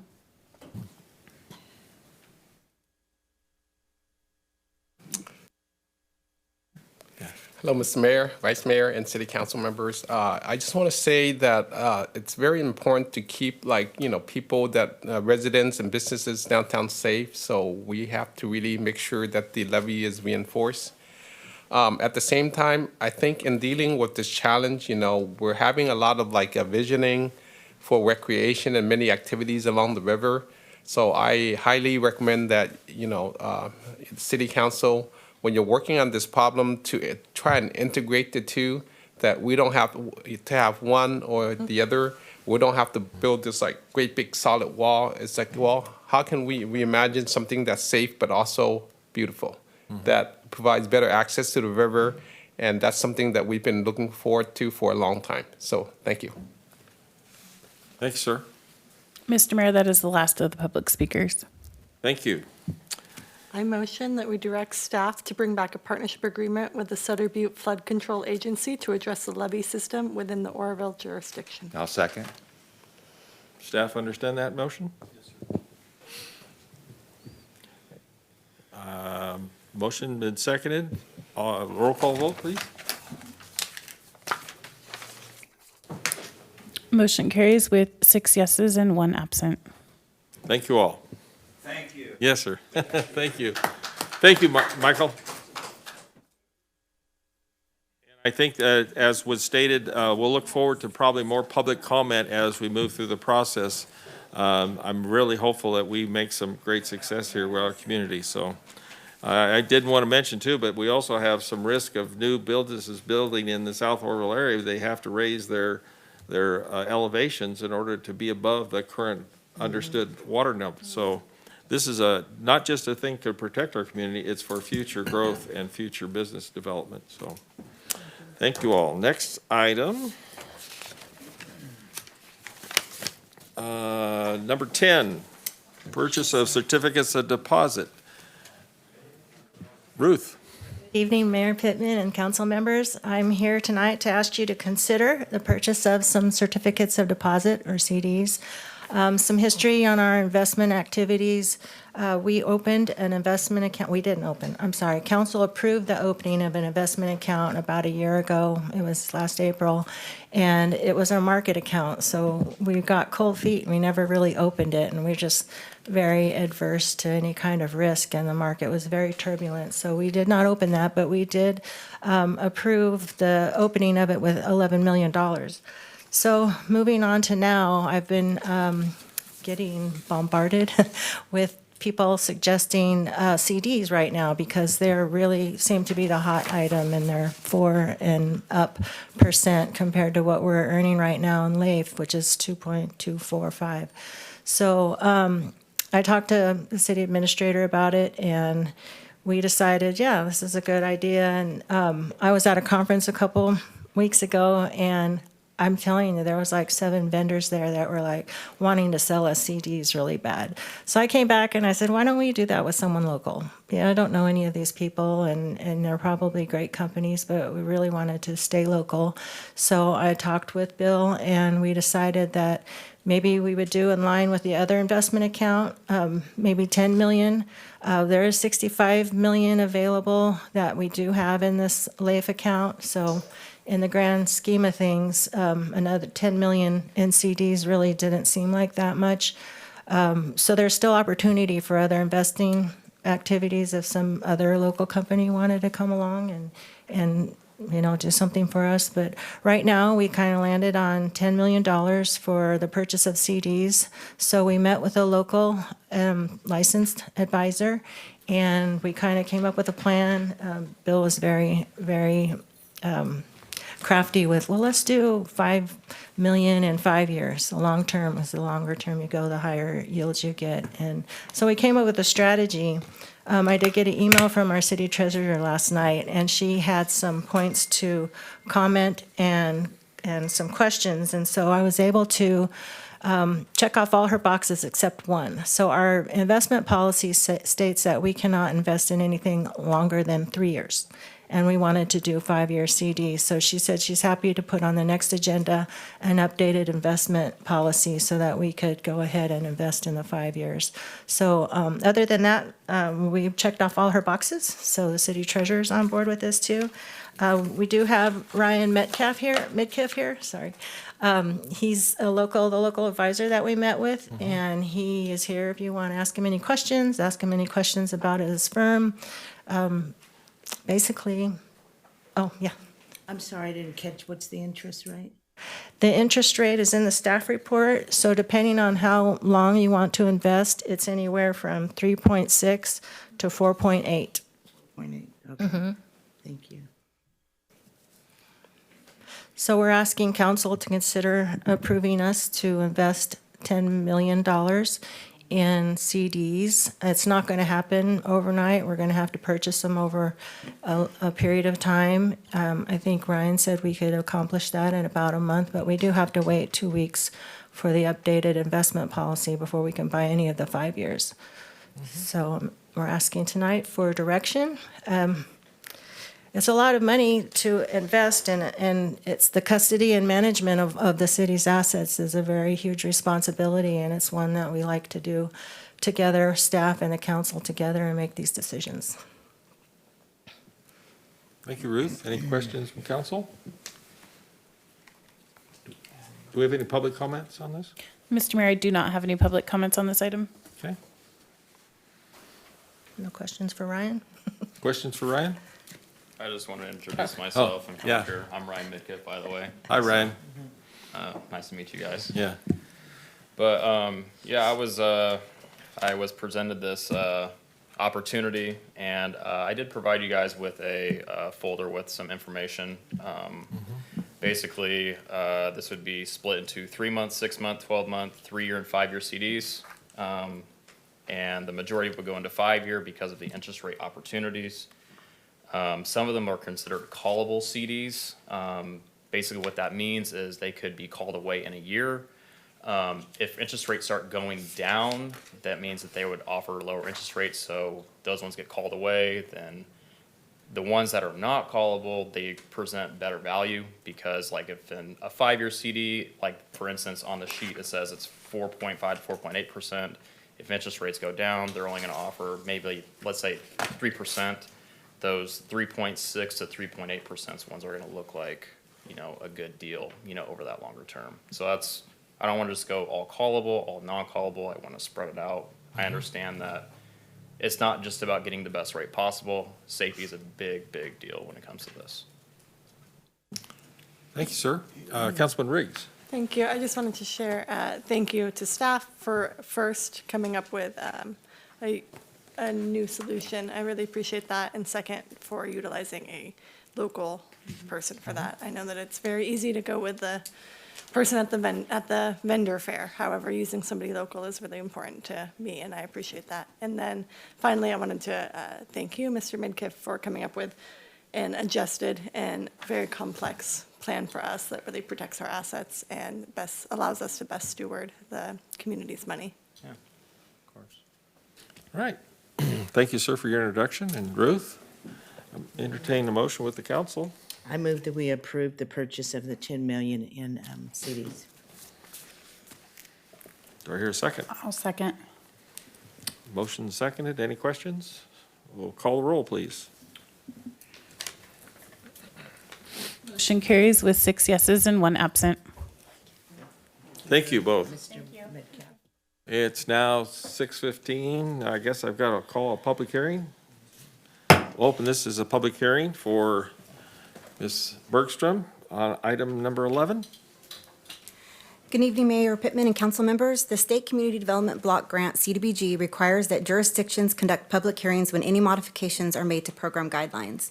Therefore, staff is requesting the City Council conduct a public hearing to solicit comment regarding modifications to our CDBG Home Combined Homebuyer Program guidelines, as well as our Cal Home Mortgage Assistance Program guidelines. This modification includes all loans made from both our active grants as well as our program income. For new members of the council, program income comes from loans that have been previously paid off, and they're now eligible to be used for additional loans or other eligible activities per whatever program. The only modification to these guidelines adds to the credit score language, which is all applicants must have a minimum credit score of at least 620 and demonstrate the ability to receive prime interest rates of no more than 1% of the Fannie Mae 90-day published rate. We currently have that in our program guidelines, but we'd like to add additionally, the applicant can't have a foreclosure or a bankruptcy in the past 2 years. So that's all we're adding to the guidelines. There's no fiscal impact for adding this language, and I'd be happy to answer any questions. Do we have any public comments? Any slips? Mr. Mayor, I do not have any public speakers on this item. Thank you. Council, any questions?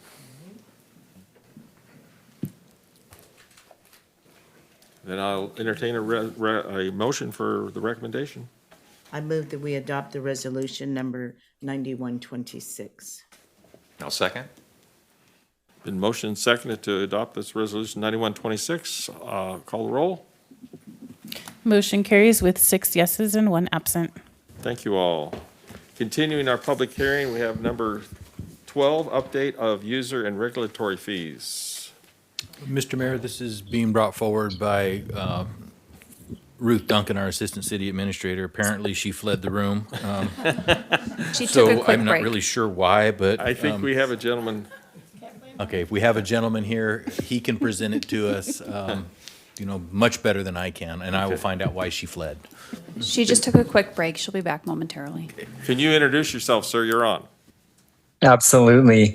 Good evening, Mayor and members of the City Council. Thank you for allowing me to participate on this topic. My name is Terry Madsen.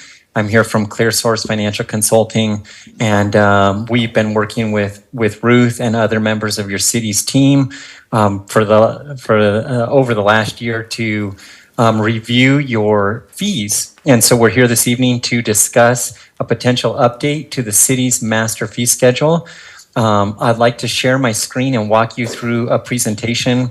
I know you've had a full agenda and you've been very attentive, so I'll do my best to avoid being long-winded and just leave time for the council to provide feedback or ask questions. Does that work? Thank you. Yes, go right ahead. Okay, so I'm going to share my screen. City Clerk, would you allow me to share my screen?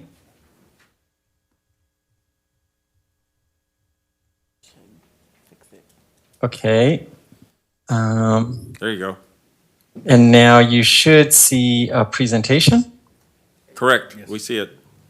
Very good. So just to walk you through how this presentation will go, we'll talk about a background of Oroville's process as it relates to fees, some fundamentals that apply to communities throughout the state, some specific findings and recommendations that are linked to Oroville, and then next steps for the council to consider. So just as a way of background, as a city, you maintain what we would call a master fee schedule, and it identifies fees for various services that you provide as a city. Cities throughout the state maintain similar documents, and they charge fees when somebody is receiving a direct service as opposed to services that you provide to the community as a whole. So as communities, we primarily use our tax revenues to fund services that provide this broad, general, community-wide benefit. We would think of these as public work services, public safety services, park maintenance services, and we use fees and charges to fund services that provide a more direct benefit to the recipient of service. We typically think of this as like review of plans, permitting, inspection of construction, inspection of work within the right-of-way, those kind of activities. The idea here is you have limited general fund resources and broad need. And so as a council, you're trying to make the best use of your limited resource, and you typically say, well, I want to dedicate that resource as much as possible to activities and services that provide that broad, general, community-wide benefit. So diving in just a little bit further, we mentioned it's plan review, permitting, and inspection. If we wanted to think even more clearly about it, it's typically what we find in master fee schedules, what we'd say are building fees, like the service-based building fees, construction permit processing, plan check, field inspection, entitlement reviews, reviews for compliance with your zoning code, these kind of activities. You also have some non-development related fees. In the police world, you have your normal patrol functions that are tax funded, but occasionally you may respond to certain circumstances that allow for direct cost recovery. You also have museum programs, facility rentals, these kind of activities where somebody is accessing or reserving space for private use, and so you can charge rental rates or use fees. Very important for the council and the community to hear is what we are not examining as part of this update. So this update and this evening's item does not examine taxes. It does not examine assessments. It does not examine utility rates. It does not examine like development impact fees, those mitigation type fees. None of those items are under consideration. And these are the items like taxes, assessments, utility rates that affect your community, sort of every member on a day-to-day basis. We're not thinking about those this evening. So just some fundamentals and terminology. Why do cities periodically review their fees and perform studies like Oroville is recently completed? We do it to comply with California legal requirements because we're dealing with fees and not taxes. We want to make sure we're not turning these things into sort of like a profit-making endeavor. We have cost of service limitations that we're trying to align to. And we talked about that idea of relieving the general fund. Another important idea behind this is this idea of helping you continue to provide the level of service that the community expects. So as applicants, as members of the community, we have a service level expectation. If we recover our costs of providing those services, it helps us continue to meet that service level expectation of the community. We talked about the idea that these are fees and not taxes. So I just want to let the council know that we do follow guidance from the California Constitution and the California Government Code that talks about linking fees to our cost of providing service. So the first thing we do is figure out how much does it cost to provide these services? And then that helps us understand what we might recommend in fees. And we look at proportionality. So something that's more complex in nature, something that takes longer to review, would have a higher cost of service than something that's minor in nature and easier to review. Because we're dealing with fees, these are adopted by the city council at the conclusion of a public hearing. They are intended to be dynamic. So what we encourage our communities to do is you wouldn't want to do a sort of a magnitudinal fee study like this every year or anything like that, but periodically, most communities we work with think like every 3 to 5 years, they would adjust fees, but every year they look at fees as, do we need to make any minor refinements or minor recalibrations or adjust them for inflationary effects? So it's something that should be proactively managed. And they should be dynamic in the sense of if something's not working, the staff and council can refine it. So over and over in this presentation and in your staff report, you hear these concepts of cost of service, cost recovery, and subsidy. What we want to remind interested stakeholders is that cost of service is inclusive of salaries, benefits, contract service provider costs. If we use uniforms, if we use city vehicles, a share of human resource support, a share of finance support to provide us with payroll and process vendor agreements, all these kind of things are part of our cost of service. And our cost recovery would be the difference between what it costs us to provide a service and what we collect from the receiver of service. So if something costs us $200 to provide as a city, and we receive $100 from the receiver of service, it still costs the city of Oroville $200 to provide. But we'd say you had 50% cost recovery. The applicant or receiver of service paid for half of the cost, and the other taxpayers in Oroville covered the difference via that general fund. So I would say that's a 50% cost recovery. And then the subsidy is the difference between what you collect and what it actually costs you.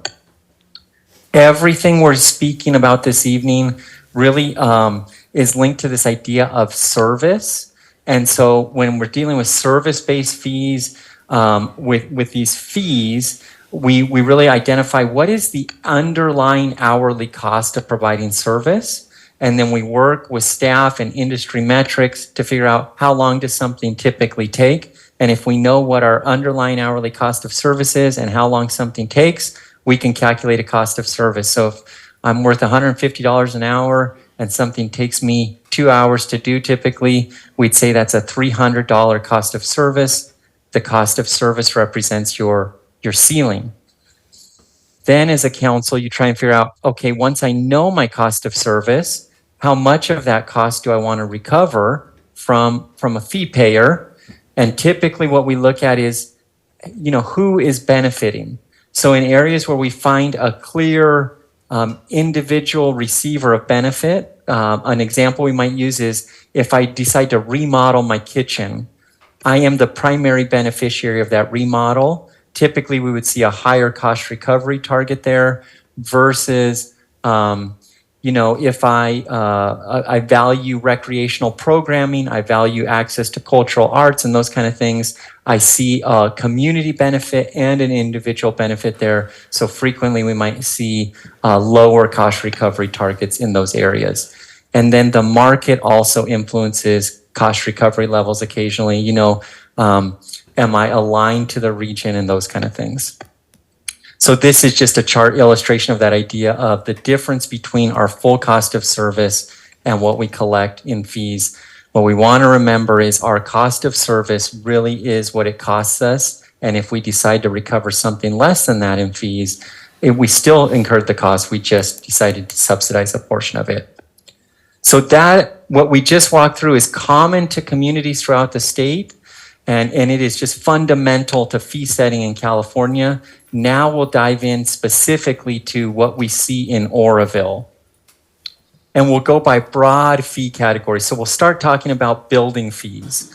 And what we say in building fees, you have hundreds of building fees and more than 50 planning fees. And again, that is common. Because you're trying to account for the various scenarios that might walk through your door. And so what we do for the council is we provide you with a detail of the hundreds of fees that are being proposed to adjust in some form. That is in your agenda report. This is sort of the 30,000 foot level that gives you a picture of primary patterns that we're seeing.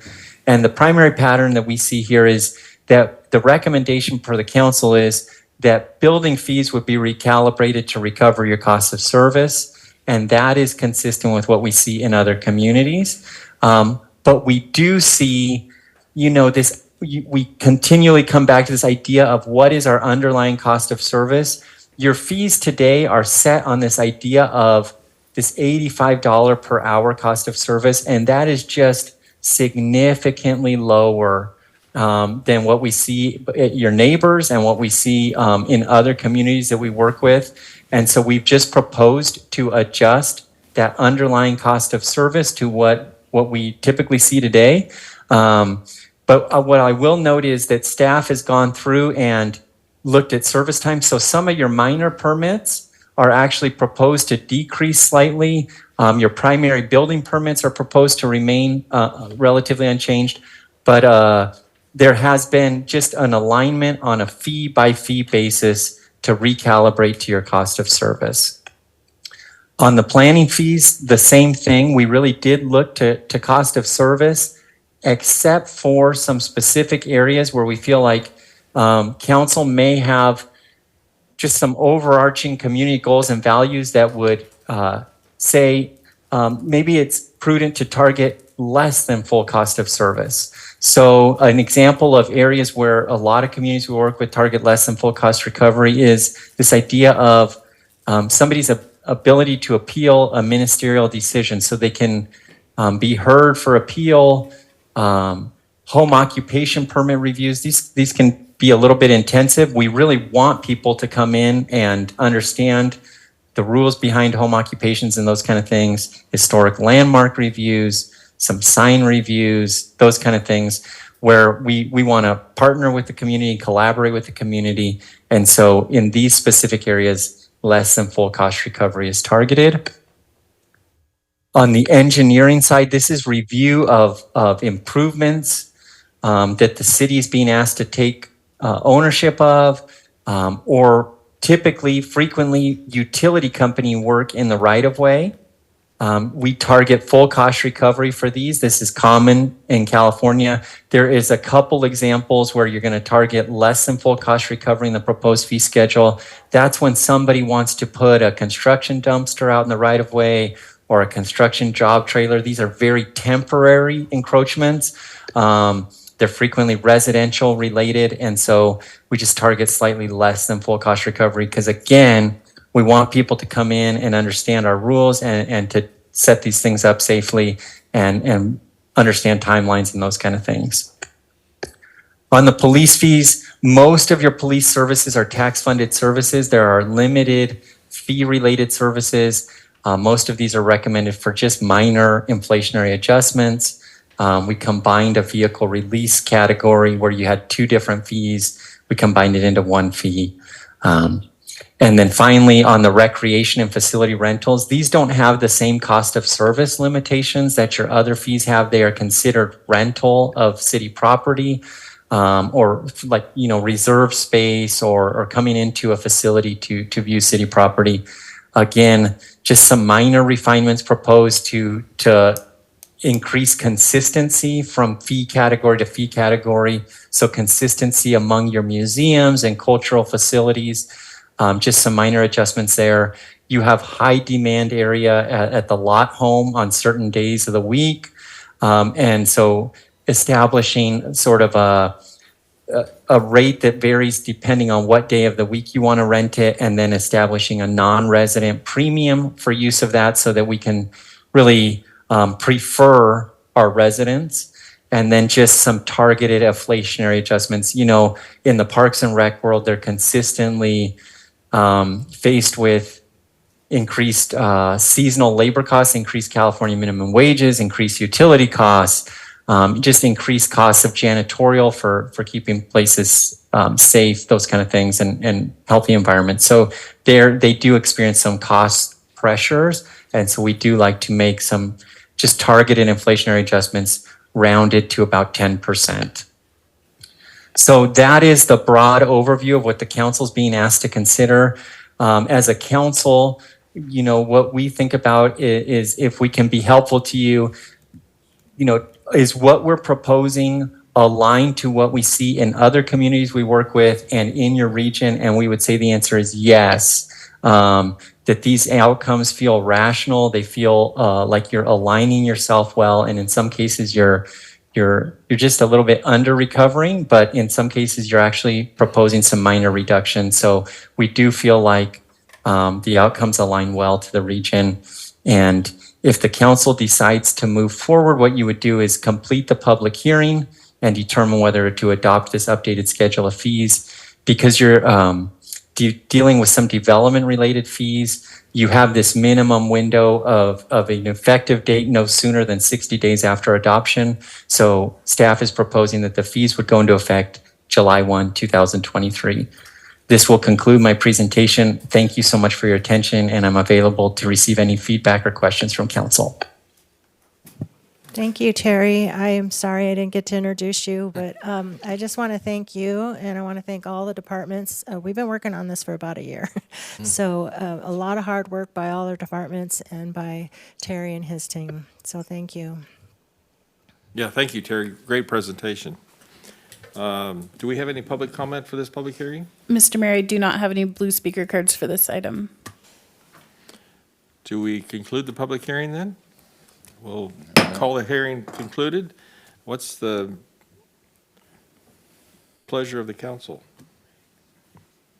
Oh, excuse me, Councilman Riggs, sorry. Thank you. My first question is, when was the last time our master fee schedule was updated? Great question. Thank So you. I thought that this question might be asked. So I went to the city clerk today. I said, when was the last time? We saw that the planning fees were updated in 2013, was it? And then prior to that, we could not find anything. So over a decade at least, we couldn't find the last time. We found an ordinance that was done saying that these are going to be reviewed on an annual basis.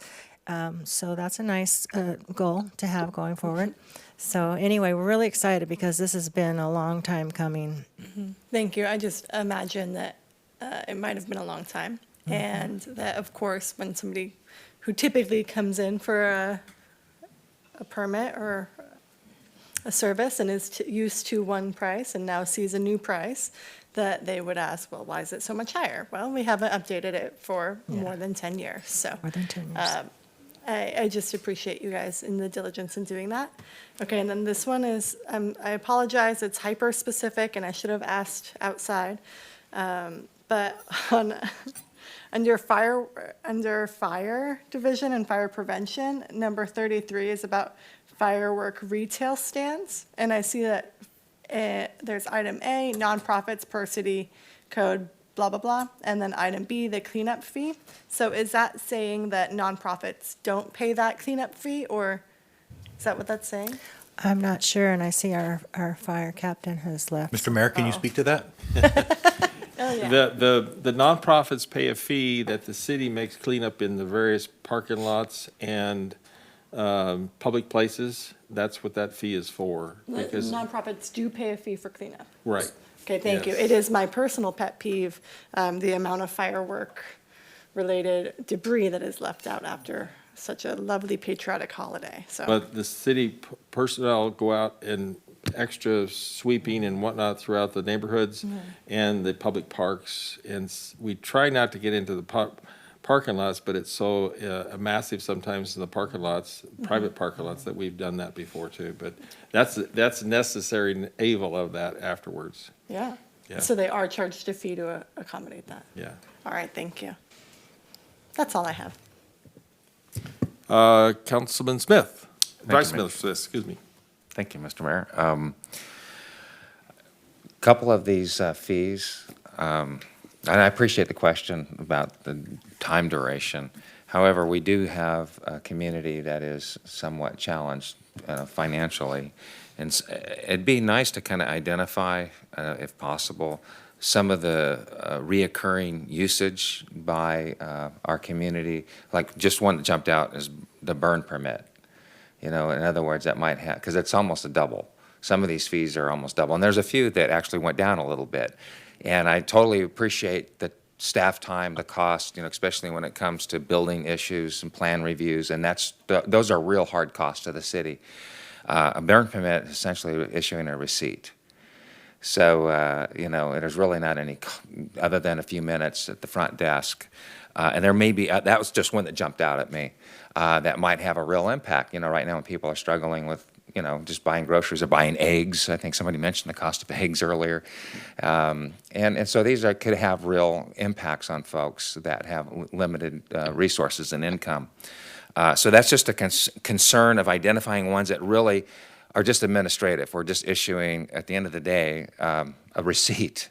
But we're not sending staff out. We're burdening an additional cost or engineering review. So I don't know how many of those exist in here. I was trying to just, that one jumped out at me. And then the other one, which is a little more of a sticky wicket, and that is appealing to us. I think I don't have that, and I've been scrolling through, so I missed it, but I seen that it was now, I think, $3,500 that we're suggesting, as opposed to like $1,200 roughly. And so I think of a couple of instances where we were appealed to, and those, again, the same kind of situation. And I don't know what the hard costs are, and it may be fairly significant, but it almost becomes, it's almost like what we're saying here is we don't want to hear from you. You don't like something the planning department said, and so now that bar is so expensive that that's just my thought. It's like, you know, it's $3,500 now to register an appeal to council. I don't know. I'm concerned a little bit about that, actually. It's like it's a penalty. It's almost like a, yes. Terry, go ahead. I have a couple comments just in case it's helpful to the council on both of those items. So with regard to the burn permit, your actual staff did indicate that that is one that they want to continue to be sensitive about. It really is a very minor effort that we've identified.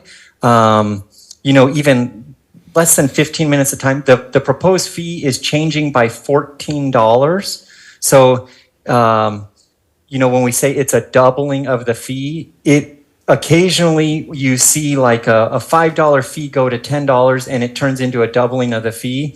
This would be, I think, an $11 fee becoming $25. There is an administrative effort associated with processing a burn permit and walking through our rules and regulations about that. But if that's something the council wanted to leave unchanged, we're happy to do that. But I just want to acknowledge the city council member's comment that we have treated it as a minor effort. And what we would say it's a minor adjustment of $14 to that permit fee. With regard to the appeals, there are two different categories that we would think of as appeals. And I will say, as a practitioner and sort of an outside entity, appeals, when you do deal with them, they are incredibly expensive to the city because you use typically massive amounts of staff time and attorney time to deal with these appeals.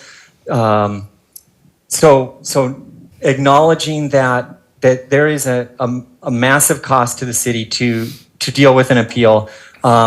Secondarily, I think a lot of times you try and avoid an appeal to begin with. So as a staff, you try and walk applicants through, hey, here's the reason that we made the decision that we made. This is what the municipal code says. This is why we're walking through this outcome. So really working hard to avoid an appeal to begin with. But the proposed fees for appeal do differentiate between an appeal of a ministerial item, so a item that's more minor in nature would continue to have a reduced fee. Your current fee is $225, and the proposed fee would be $350, even though we know the cost of service is probably $1,700 plus. It's the appeal of these discretionary items where there's already been massive amounts of staff time associated with deciding yes or no to begin with, where there's a higher cost recovery targeted. I just don't know if that's helpful to the council to understand. But again, you could say, I would like to continue to subsidize that appeal fee. No, and I appreciate all of that information, but I'm concerned about, we have a high level of low-income folks, and again, there's a lot of fees in here, and that one was just one that I identified that jumped out at me. That could, for some of us, $10, so what's $10? But to some people, that's still a big deal. It might mean, having a meal or not a meal, and I just think in the challenging times that we're in with the inflation and everything that's going on. To me, I'm just concerned about the look of that, where, just that particular constituency base is significantly impacted. And there might be just 5 or 6 items on here that we might want to just consider keeping status quo. I'm not suggesting revamping all of this because, again, these are hard costs. We have to grapple with that. And typically people that are developing have resources, but I'm more concerned about the impact of those that, $10 might be a big deal. So, and I don't know how many of those staff probably can speak to that, better just right off the cuff, but there may be 5 or 6 items that, and you already had mentioned, you discussed that, and obviously, I caught it too. There may be several like that you might want to comment to. I would just like to talk about the fire permit. I do know that fire permits generate calls for service for the fire department and the police department. When people see smoke now, they call, the fire trucks have to go out and inspect the areas and make sure that they're burning within the permit parameters. So that does generate calls for service. It's also good for a year. It's not a short term, it's a year-long permit, so. Yeah. That's at any time, and you have to keep categories of when and where that is. If they burn in January and then they start up again, they have to make sure that permit's still valid. So there's quite a record-keeping process that goes on there with that. And if you examine the other cost of permits and stuff in local agencies around us or local cities around us, we are quite a bit lower, significant lower. Yeah. Councilman Johnstone. Thank you. So this kind of piggybacks off of Vice Mayor Smith. My concern is, and I had many conversation during my campaign with not only potential new business owners, but current homeowners that are wanting to do remodels, as well as potential developers coming in. And one of the main things that they said as far as the red tape and the difficulty with doing anything with the city of Oroville is the fees. So it's surprising to me that looking at all of this now, that our fees are so much lower, and they've been so low for so many years, and now we're doubling it potentially on almost everything. I understand the need for it, but my concern is doubling it. I think that's counterintuitive to what we're, in the big scheme of things, trying to bring developers into the city and making it enticing to them, as well as, keeping homeowners in Oroville, remodeling their homes, as well as even the small business owners and such. I just think it's counterintuitive to drastically raise it that much. But I don't know if you can respond to that as far as are all these fees, I think you mentioned it in your presentation, that they're pretty much across the board with other counties near us, or? Go ahead, Terry. So thank you so much, council member, for allowing me to clarify. I do want to clarify that your base building permit fees are actually proposed to remain unchanged.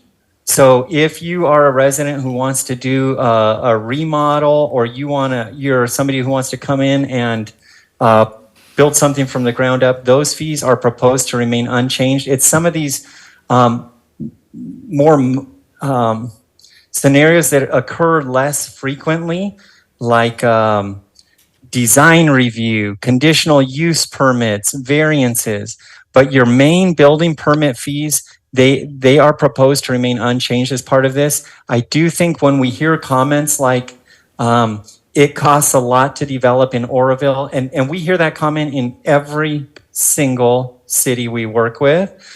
So the comment doesn't surprise me. What I will say is that the fees you're dealing with this evening as a council, when we look at the broad spectrum of fees, what we would typically say is, if I'm going to build something from the ground up, the fees that you're dealing with tonight as the council represent 20% of the typical fee spectrum.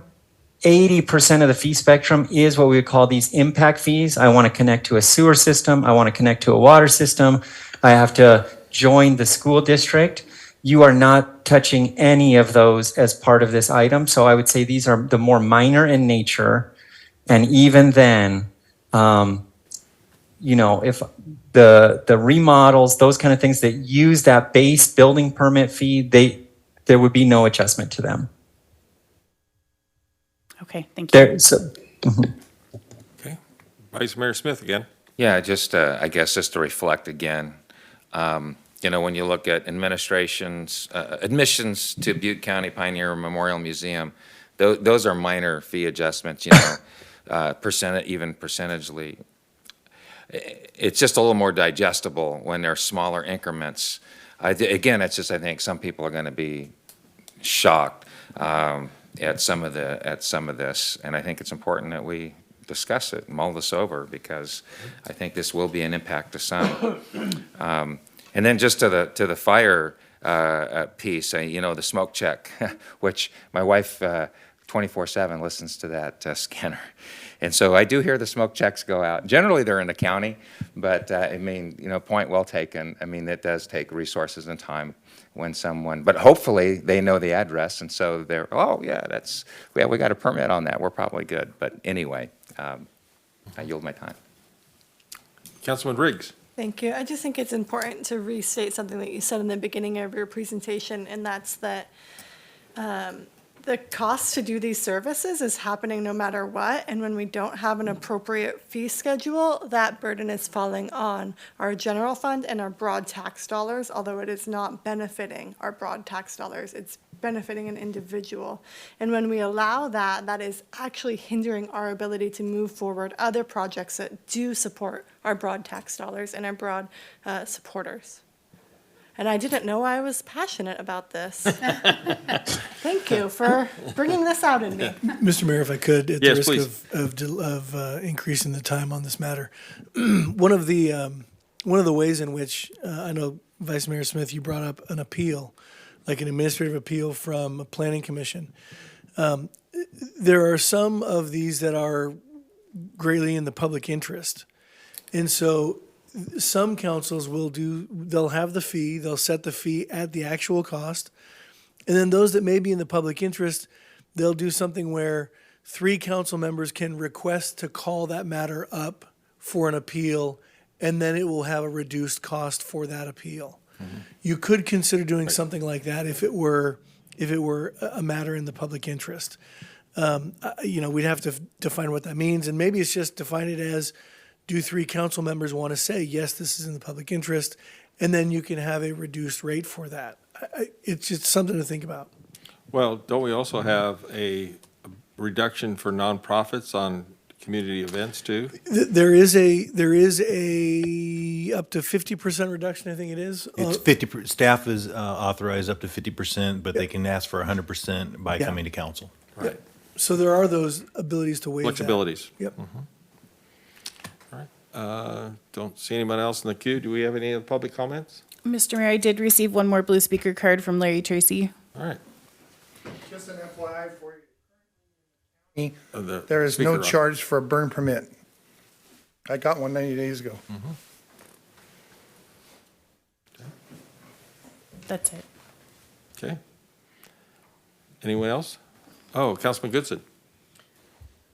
I just have to appreciate Councilwoman Riggs, how you finessed that. I mean, you redefined a gift of public funds. So I appreciate that verbiage. All right. Any more? We have no more public comment? No, sir. Council, would you like to make a motion on this, or? Yeah, I'd like to make a motion Go ahead. that we adopt this with the caveat of requesting staff to explore a fee reduction in certain situations where it may be within the public interest. And then to bring that back to us at a future, reasonably future time. That is very vague. Yeah. Is that? Yeah. Pretty vague. Okay. There's lists. If you're So- looking at appeals from planning commission items, which carry that $3,200 Right. fee, if that's the one you're Yes. talking about, The planning commission appeal fee. we can draft, you can adopt this as is, and then we can draft a proposed ordinance to allow for a reduction of the fee based on certain criteria. Or, Mr. Huber, if we could, if we adopt this tonight, we can also amend this between the second reading of this to amend it in 2 weeks from now, and we could work with council if you wanted to sit down, Well, because, I mean, this is just a resolution. I believe, I thought we had a public hearing to adopt. This is a public hearing recommendation to adopt, yes. Yep. We have Terry Members on of the city council? Yes, go ahead, Terry. Again, only if this, please disregard this if it isn't helpful, but we work with some other agencies that have set the appeal fees as proposed like this, and they say, this is your fee if you are unsuccessful. If your appeal is successful, the fee is zero. I like that. Oh. Again, that would require either adoption of that in this fee, or you can have an ordinance to say that, and then it wouldn't matter what the amount of the fee is, just in the future, that would be whatever the fee is set at. Right. A successful appeal would then drop it down to zero. That makes more sense. Yeah, so then can we, I'd like to propose an agenda item, and not get this too messy, but, yes, sir. Go ahead, Terry. Mr. Madison?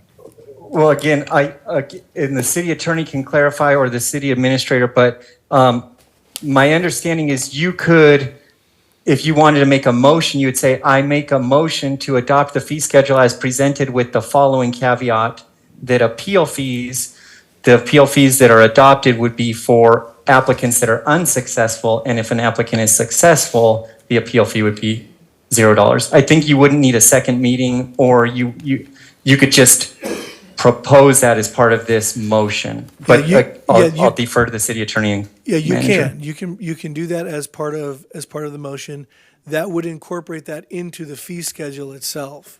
If you want to keep that separate from the fee schedule and have that available regardless, going on and on and on into the future. You can do it either way. It would be most efficient to adopt it into the fee schedule. We would just need to make sure that as the fee schedule comes forward, Right. hopefully not decade after decade, but year after year, or every 3 years, or whatever the Right. schedule is, that they keep that incorporated. Would you like to amend your motion? Yeah. So, yeah, I amend my he stated that, I think, real clear. So moved. So, yeah. Exactly as Mr. Madison stated, that would be my motion. I second that. You want to repeat that one more time? The motion, yeah, I'll do it. The motion would be to adopt the fee schedule as is, incorporating, but to amend it to incorporate that planning commission, appeals from a planning commission decision, successful appeals from a planning commission decision would waive the fee. Unsuccessful appeals from the planning commission, the fee would remain in place. Can we, just to tighten this down just a touch, the term waive the fee implies that at the beginning of the process, no fee will be collected. Could it be return of the fee with a Sure. successful Sure. appeal? Return of the fee. Yes. Yep. Return of the Okay, fee. so amended. Yes. Anyone have a question on the motion? I think it's pretty clear. It's very clear. I call the roll then, please.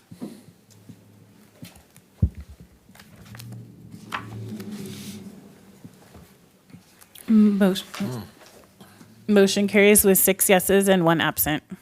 Thank you, sir, for your presentation. It's very good. Good evening. Thank you very much. Bye-bye. Bye-bye. All right.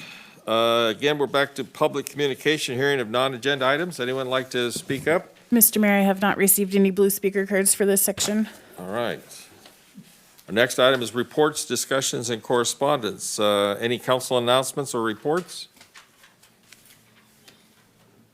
I would like to mention the Cal Kids seminar held at the Butte County Office of Education. I got a nice invitation to welcome them all. I think there was over 80 participants Correct. that came from all over Northern California to talk about nutrition for our youth and in the schools, and kind of a nice home for BCOE, and they held it over here in the BCOE building, and a lot of vendors show on it. It was all-day activity, I believe, wasn't it? All-day activity. Yeah. And thank you, Dawn, for setting that up and being a coordinator for us. I couldn't offer the key to the city, but I did offer Dawn, if they need any questions about the city, they'd get a hold of Dawn. Councilman Riggs. Thank you. On behalf of Downtown Oroville, I just wanted to make the announcement that the first Friday event for March is coming up March 3rd, and that's the Around the World event where you purchase a ticket. You can go business to business and sample different food from various countries. It's quite fun. It's one of my favorites. I think I say that about all of them, though. But for $15, you go around and have all these samples, and I promise you're full by the end of it. It's pretty fun and a really great way to get to know your business owners and employees. So I'd encourage anyone to participate in that. That's all I have. Thank you. Councilman Weber. Thank you. Thank you. So tomorrow, we are going to be holding a neighborhood watch walk training in partnership with the Community Action Safety Coalition, meeting that Terry Tata and I have been facilitating along with a bunch of other folks. But I would like to ask Mr. Belzer to give us a synopsis of what we're going to be doing.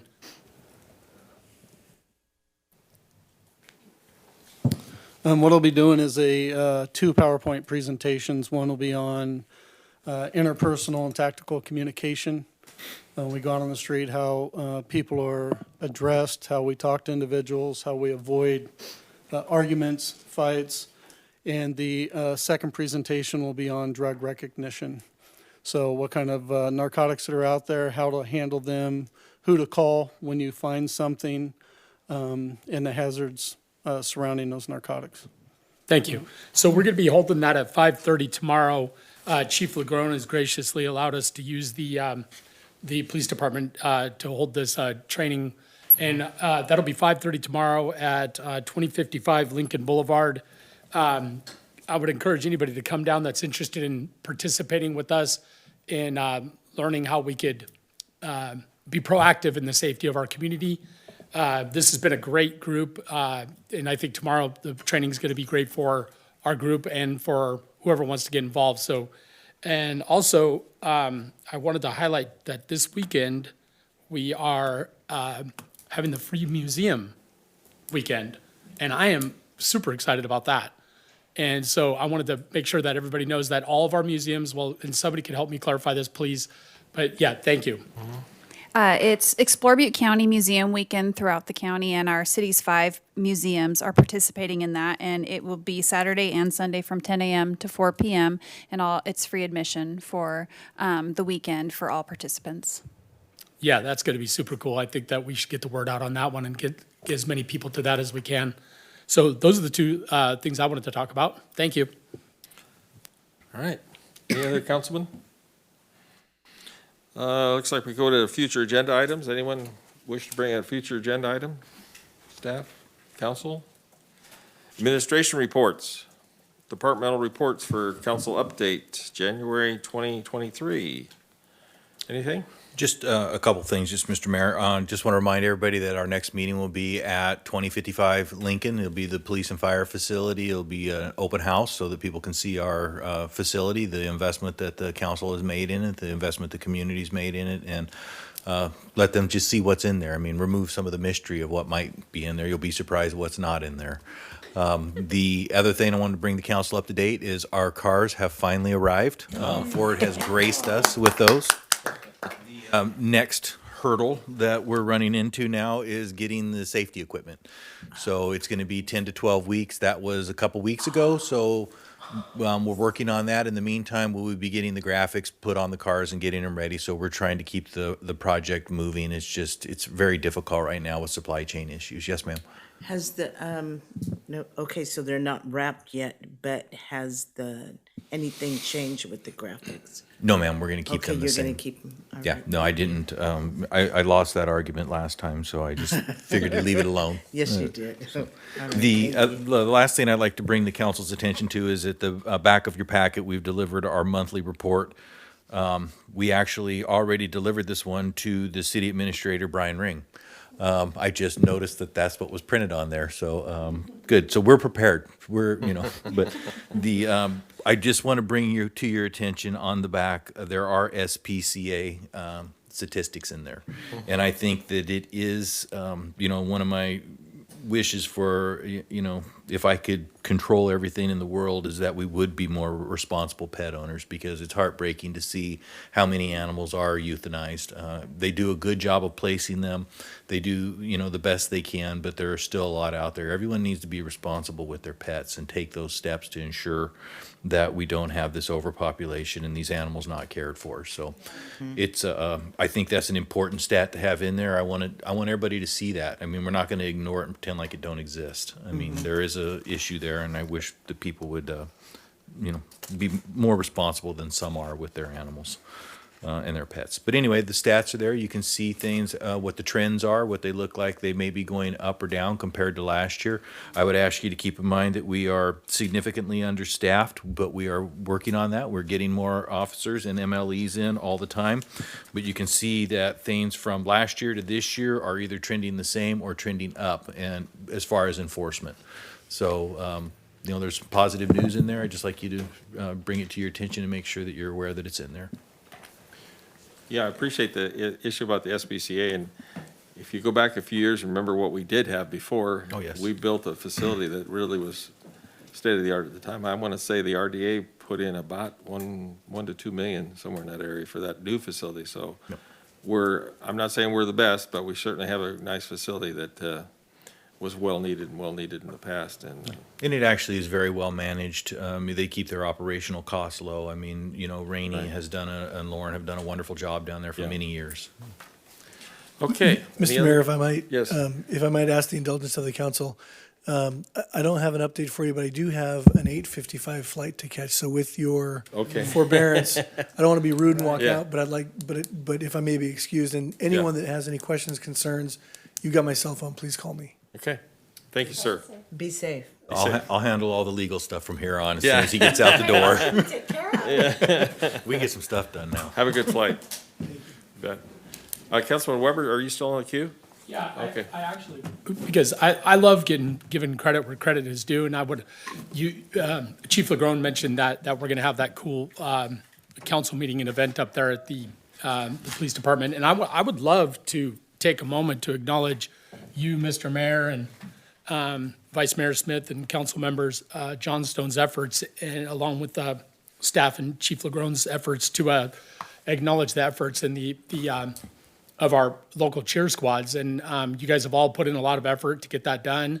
And I'm looking forward to seeing the teams be recognized. And then also there's going to be a congressional recognition from Congressman Malfa's office too. He's not going to be able to come, but his representative's going to come with some so I just wanted to give recognition where recognition is due. You guys have all worked on that. And I just wanted to thank you for doing that, because I think that's super important to honor our youth and their achievements in our community.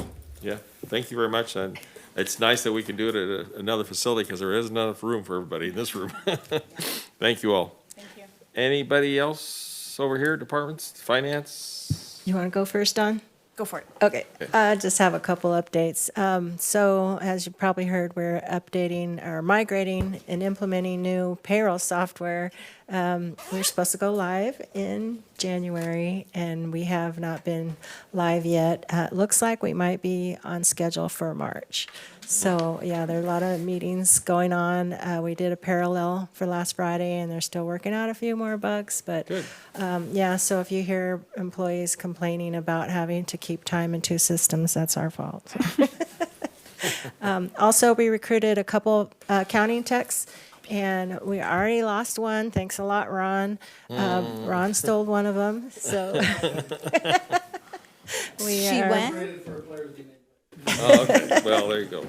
So we're going back to recruiting for another one. I don't know, we're looking into temp help too, so lots of problems at retirement, and our department really left a big hole. So, and actually, she's coming back to help next week too, so. Good. Yeah. Good. Next, Dawn?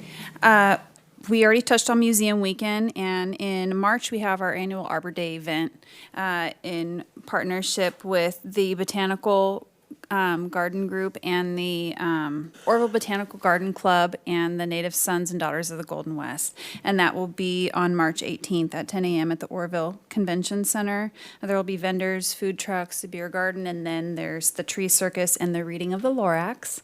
And then in our engineering department, we had an engineering intern who was part-time who recently graduated from Chico State, and we have hired him on as a full-time assistant engineer. So that's wonderful. We also recently made an offer to a new recycling coordinator, so that position will be once again filled, and we're still recruiting for several other positions, but making headway. Good. Mr. Code Enforcement. Just happy to say that we are at full staffing now. And I have a staff assistant. It's been an empty spot for a couple months, but it was a good opportunity to train and keep my existing staff learning how to do that position. So in case, anybody disappears from us, we, have somebody to backfill that can do that job. So that's important as part of our training. I also want to say I attended the rodeo roundup, and that was really, that was my first one I've ever been to. The food was amazing. The people were amazing. It was a really cool event. So thanks for the tickets, Kristen. Okay. Mr. Mayor, I did want to take an opportunity just to say publicly for everyone, the Sam Norris Award for Excellence is out in the community, and we're accepting nominations for that through March 10th. And the information is in the packet. In addition to the Your Voice for the Arts Award. Yes. Yeah. Mr. Mayor, I'm not sure if Ms. Bergstrand had anything. I was looking over at her. I'm actually unburying myself for the last 2 weeks, but since he brought up the police car, I kind of got a status update on the Type 6.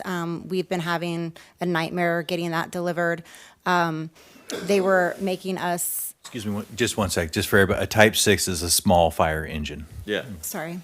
And we've already paid for the chassis, but we have not been able, they were requiring us to keep putting ourselves on the list every month. Well, now they've changed their mind and we have to buy directly off a lot. And the only ones that are available, which I was told last week that there was available, but they're a strange color. So we're trying to figure that out if we have budget to do the paint for, to cab change the chassis. paint. So, Yeah. yeah, so we're trying to figure that out, but hopefully we'll be getting one soon.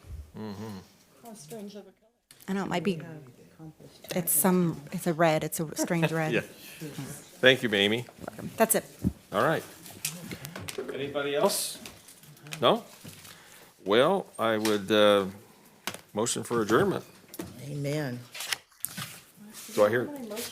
Well, I'm just asking. Do you want to do that? Yeah, motion is second for adjournment. I'll make a motion. I'll signify by saying aye. Aye, so carried. Thank you all.